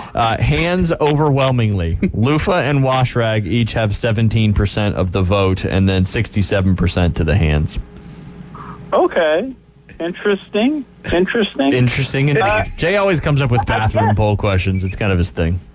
Yeah, I mean, I guess for some people, it depends where you are. I was just out of town all weekend, and I think the hotel I was staying in, I think the shower head was, maybe 3.5 feet off the ground. It felt, very, very low. I don't know who the contractor was that put that in, but yeah, I guess that probably affects it when you're having to do a limbo to wash your hair. Yeah.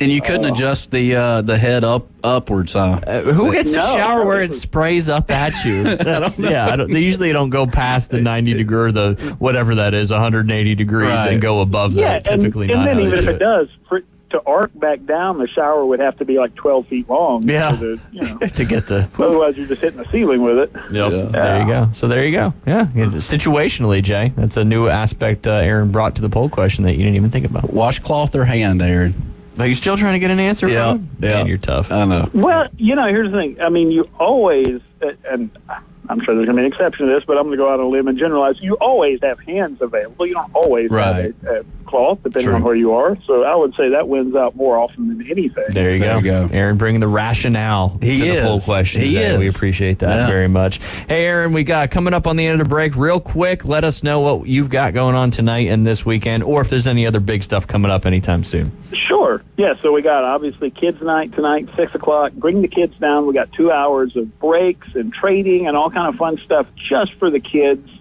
They have a lot of fun with it.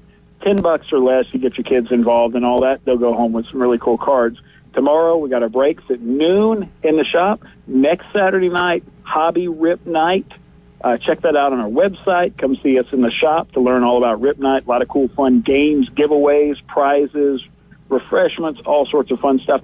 And then May 11th, mark this on your calendars, JSA will be here, autograph authentications. You've got some autos you picked up somewhere, maybe a hand-me-down, maybe something at a yard sale. If you want to know if it's legit, want to protect your investment or for resale, JSA is the leader in autograph authentications.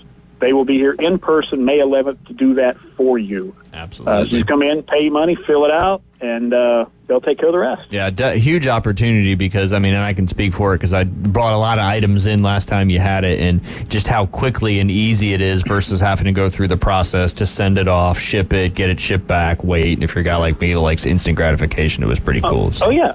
They were at MegaCon in Orlando a few weeks back when I was there. They had like a 2-hour line to get to their table. So, you come here, there might be, 2 people ahead of you. Yeah, no, absolutely. Huge opportunity you bring to Bay County. We appreciate you, Aaron, as always, and we look forward to talking to you next week, and have a great weekend and enjoy the college basketball tournament. All right. Thank you, guys. Everybody out there, take care. Come down and see us. Absolutely. You will not be disappointed. One of the best places to go check out and hang out and talk to the guys and learn. It's just such a cool spot. Yep. Such a cool spot right there in the Stanford Station Shopping Plaza. 67% hands. I'm going to give Aaron another vote for that one. So that'll probably bump it up to, 75%, something like that. But you are listening to The Inside Drive. We'll be back with our final segment of this Friday. ESPN Northwest Florida. It's the Coach James Hale Show. That was the stupidest thing you've ever said in your life. I about fell out of my chair. What's introduction? I'm doing all right. I just always love the lead-up conversation. That's probably my favorite part. The lifts and tightening and loosening. Yes, I truly appreciate it, guys. Can I talk now? Yeah, go ahead. Weekday morning, 7 to 9. ESPN Northwest Florida.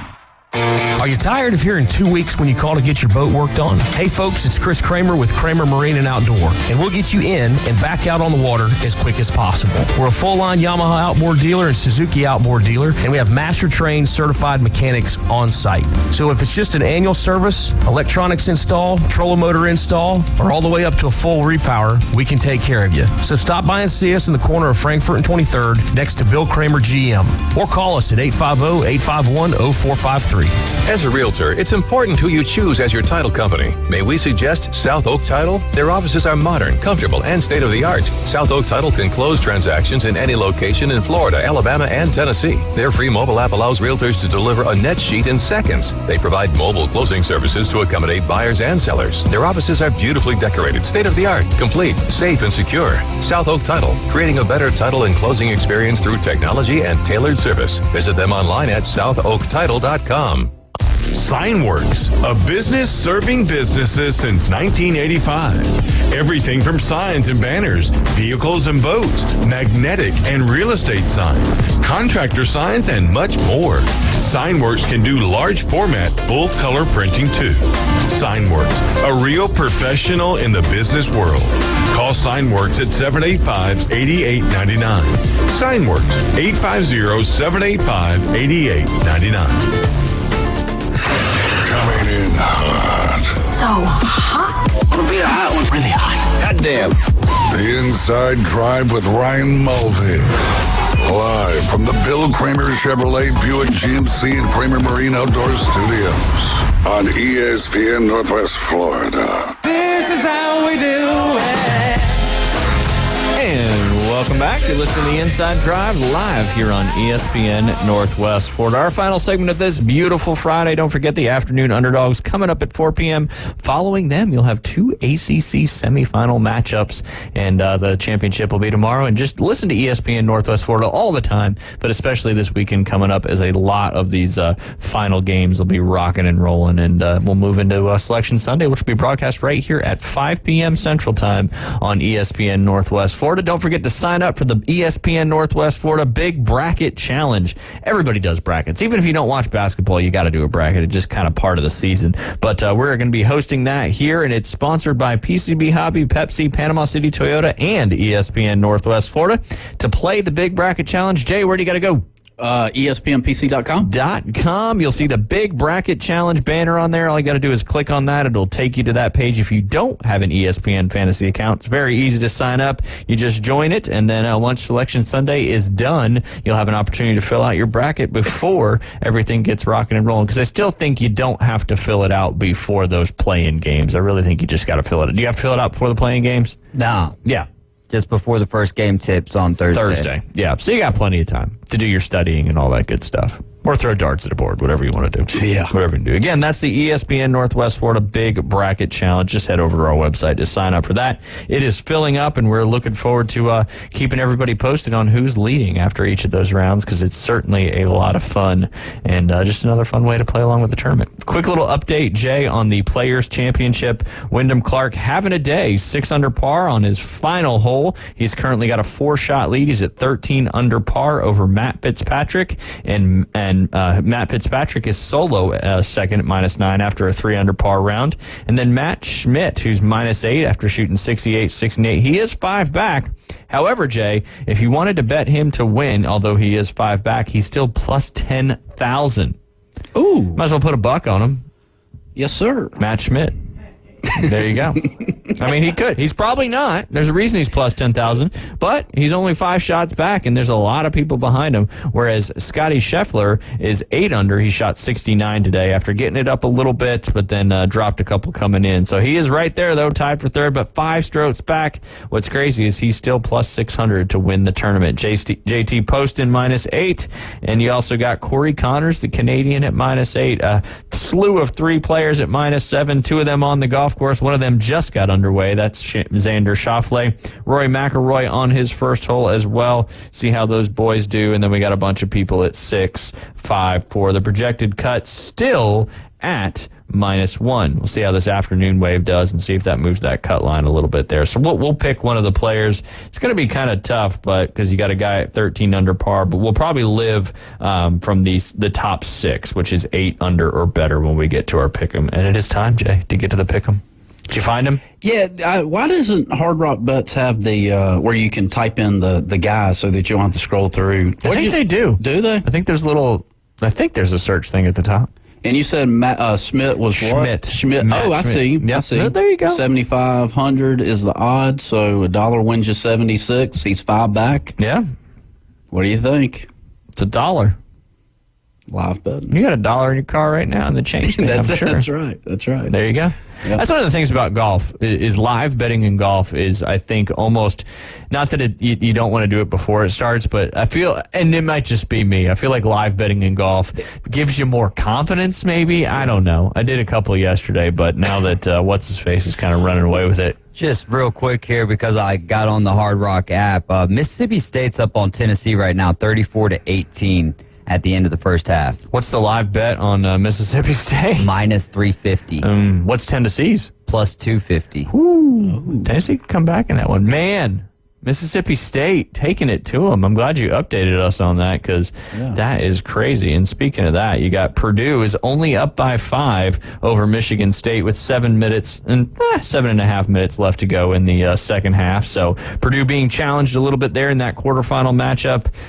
It's 34-16. Mississippi State off to a hot start in that one. And that's almost the end of the first half. How has Tennessee only scored 16 points with 1:03 left in the first half? Connect must not be connecting. Man, right. If they live or die by Connect, then that's wild. Whew. They could be out. I mean, Auburn, whew.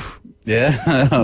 But again, like Brad Law said on Tuesday, not as much weight on some of these the tournaments. However, you're seeing some top seeds go down, so maybe there's some movement for these 4 seeds that could potentially move up. Dalton Connect has 5 of these 16 points, and he is 2 from 8 from the field and 1 for 4 from behind the arc. Currently, Tennessee is shooting 20.6% from the field and 10.5% from the three-point line, where Mississippi State is shooting 62.5% from the field, and they are 20% from threes. That's wild. 20% from the field for Tennessee Volunteers, who are the, I want to say, they're in the top 10 right now in the AP poll. But they'll catch fire. The number 1 seed, the regular season champions in the SEC, are being tested by those Bulldogs. You never know, though. You can go on these runs in college basketball, but it's looking like they're going to have about double the score of the Tennessee when the end of this first half comes here in about 30 seconds. Yeah.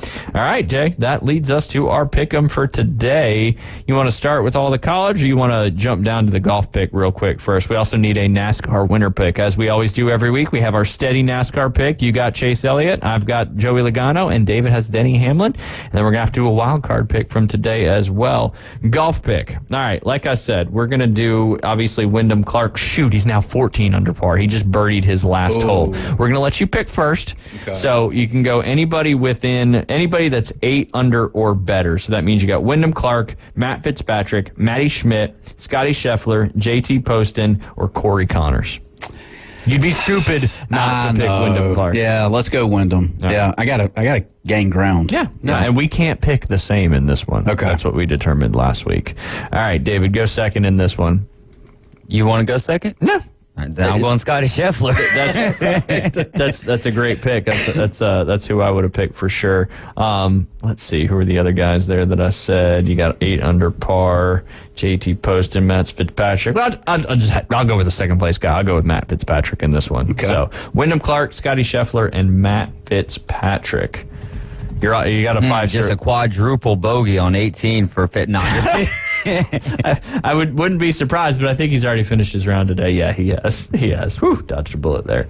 All right, let me get this one in there. I'm just going to put Fitz. We'll know what that means. All right, we'll do the NASCAR pick last. I did do 1 NHL and 1 NBA game. Let's do those first, kind of go out of order. So you picked first. So David, you are picking second because that is the order of the spreadsheet here. So we've got the Lightning at the Panthers, the House Money Cats. Man, Lightning at the Panthers. I think the Lightning bounce back, get a win here. They had a great trade deadline.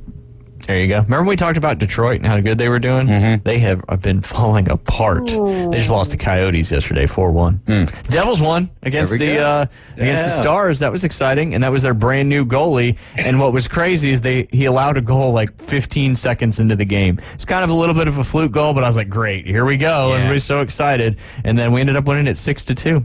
Nice. That's exciting. I mean, we got a long way to go, but small glimmers of excitement there. All right, I'm going to take the House Money Cats in this one just because I am getting further and further behind. So I'll either be further behind or I'll catch up a little bit. Jay, who you got? Lightning at the Panthers. I'm going to go with the home team. I'll go with the Panthers. All right, going with the Panthers. All right, and then we're picking this one because you are going to this game, and as the Raptors at the Magic. Ooh. And now it's my pick to go first, so I'm going to take your home team there. I'm going to take the Orlando Magic. Okay. Is it my turn? It is. All right, I'll go Orlando as well. Okay. Yep. Sweep it. I'll take the Magic. Sweet. All right, so that means nothing, whether it's a win or a loss. But, Jay, you're heading to that game. It'll be exciting to go check that out. All right, we're going to have to burn a little quick here. So we're going to start with Jay just picked. So now it's to David at the top of the order. South Carolina versus Auburn coming up at 2:30 this afternoon. South Carolina for the upset. Ooh. Oh. All right, I go next. Definitely going with Auburn on this one. Jay, I would assume. I never like to assume, but you picked him in the conference championship thing, so you could hedge or you could not hedge. I don't know. Yeah, I'm going Brad Law always says War Eagle, so I'll say War Eagle as well. There you go. All right, Texas Tech versus Houston. Can they pull off the upset against the Cougars? It is me picking first in this one. I say no. I say Houston wins this game. What do you got, Jay? Houston. Let's go Cougars. Sweep it. Ooh, I was hoping somebody would go Ramblin' or Tech, not Ramblin' Wreck, but Red Raider Wreck. Baylor at Iowa State. That's going to be a good matchup. Baylor. I think it's the 2 and the 3 seed in the conference tournament. So Baylor. All right. I guess it's me next. I was going to go Iowa State, but I think Baylor's going to win that game. I'm going to go Baylor. Jay, who do you got? Iowa State or Baylor? Cyclones or Bears? I'm going to go Iowa State. I know because David's going to go Baylor Bears. He already did. So. Oh, never mind. Oh, yep. Iowa State. There you go. Florida at Alabama. I think it's your turn. He went first next time, so back to me, I guess.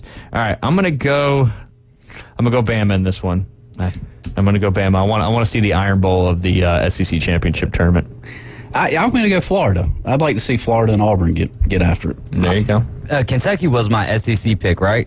Don't even worry about it. It's right here. Yeah, Bama. Yeah, I'll go Bama then. All right, Bama. 2 Bamas and a Florida. All right, last but not least, this one I threw in there is NC State and Virginia. I think it's back to you, Jay, finishing out our second to last pick. We still got to pick a wild card pick for the NASCAR race. Alan Sanders talked a lot about Virginia. Let's go Virginia. Virginia for Jay. All right. Who you like in this one, David? Give me NC State. I like it. They beat Duke, upset Duke yesterday. I'm also going to go with NC State on that one. All right. If I can spell Virginia. All right. So NC State, the Wolfpack. Got about 2 minutes to go to get this pick in there. I need to pull up some odds real fast. I think it is to David.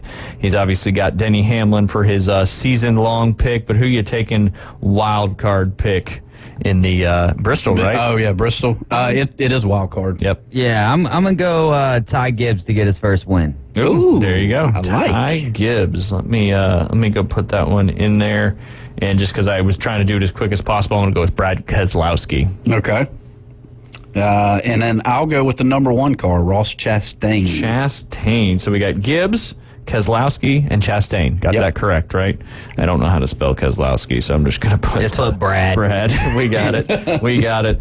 And that's pretty much bringing us to the end of the show. Lots of stuff coming up on the programming here on ESPN Northwest Florida. Dave's been working those clocks hard and bringing a lot of college basketball to you this weekend. Again, culminating with the Selection Sunday Pick'em, or the tournament bracket being revealed at 5 p.m. Central Time. You can listen to it right here on ESPN Northwest Florida. It'd be more fun just to listen to it and watch it on your TV if it's synced up, and check that out. And of course, the Afternoon Underdogs coming up at 4 p.m. Don't forget, go sign up for the ESPN Northwest Florida Big Bracket Challenge. All you got to do is go to ESPNPC.com, click on that, and the rest you can probably figure out, unless you're Jay. We appreciate you listening all week. We will be live next Monday, Tuesday, and Wednesday. We will have college basketball Thursday and Friday, so we will have a shorter week next week here on the Inside Drive. We appreciate you listening. Have a great weekend. Stay safe out there. We'll see you next week.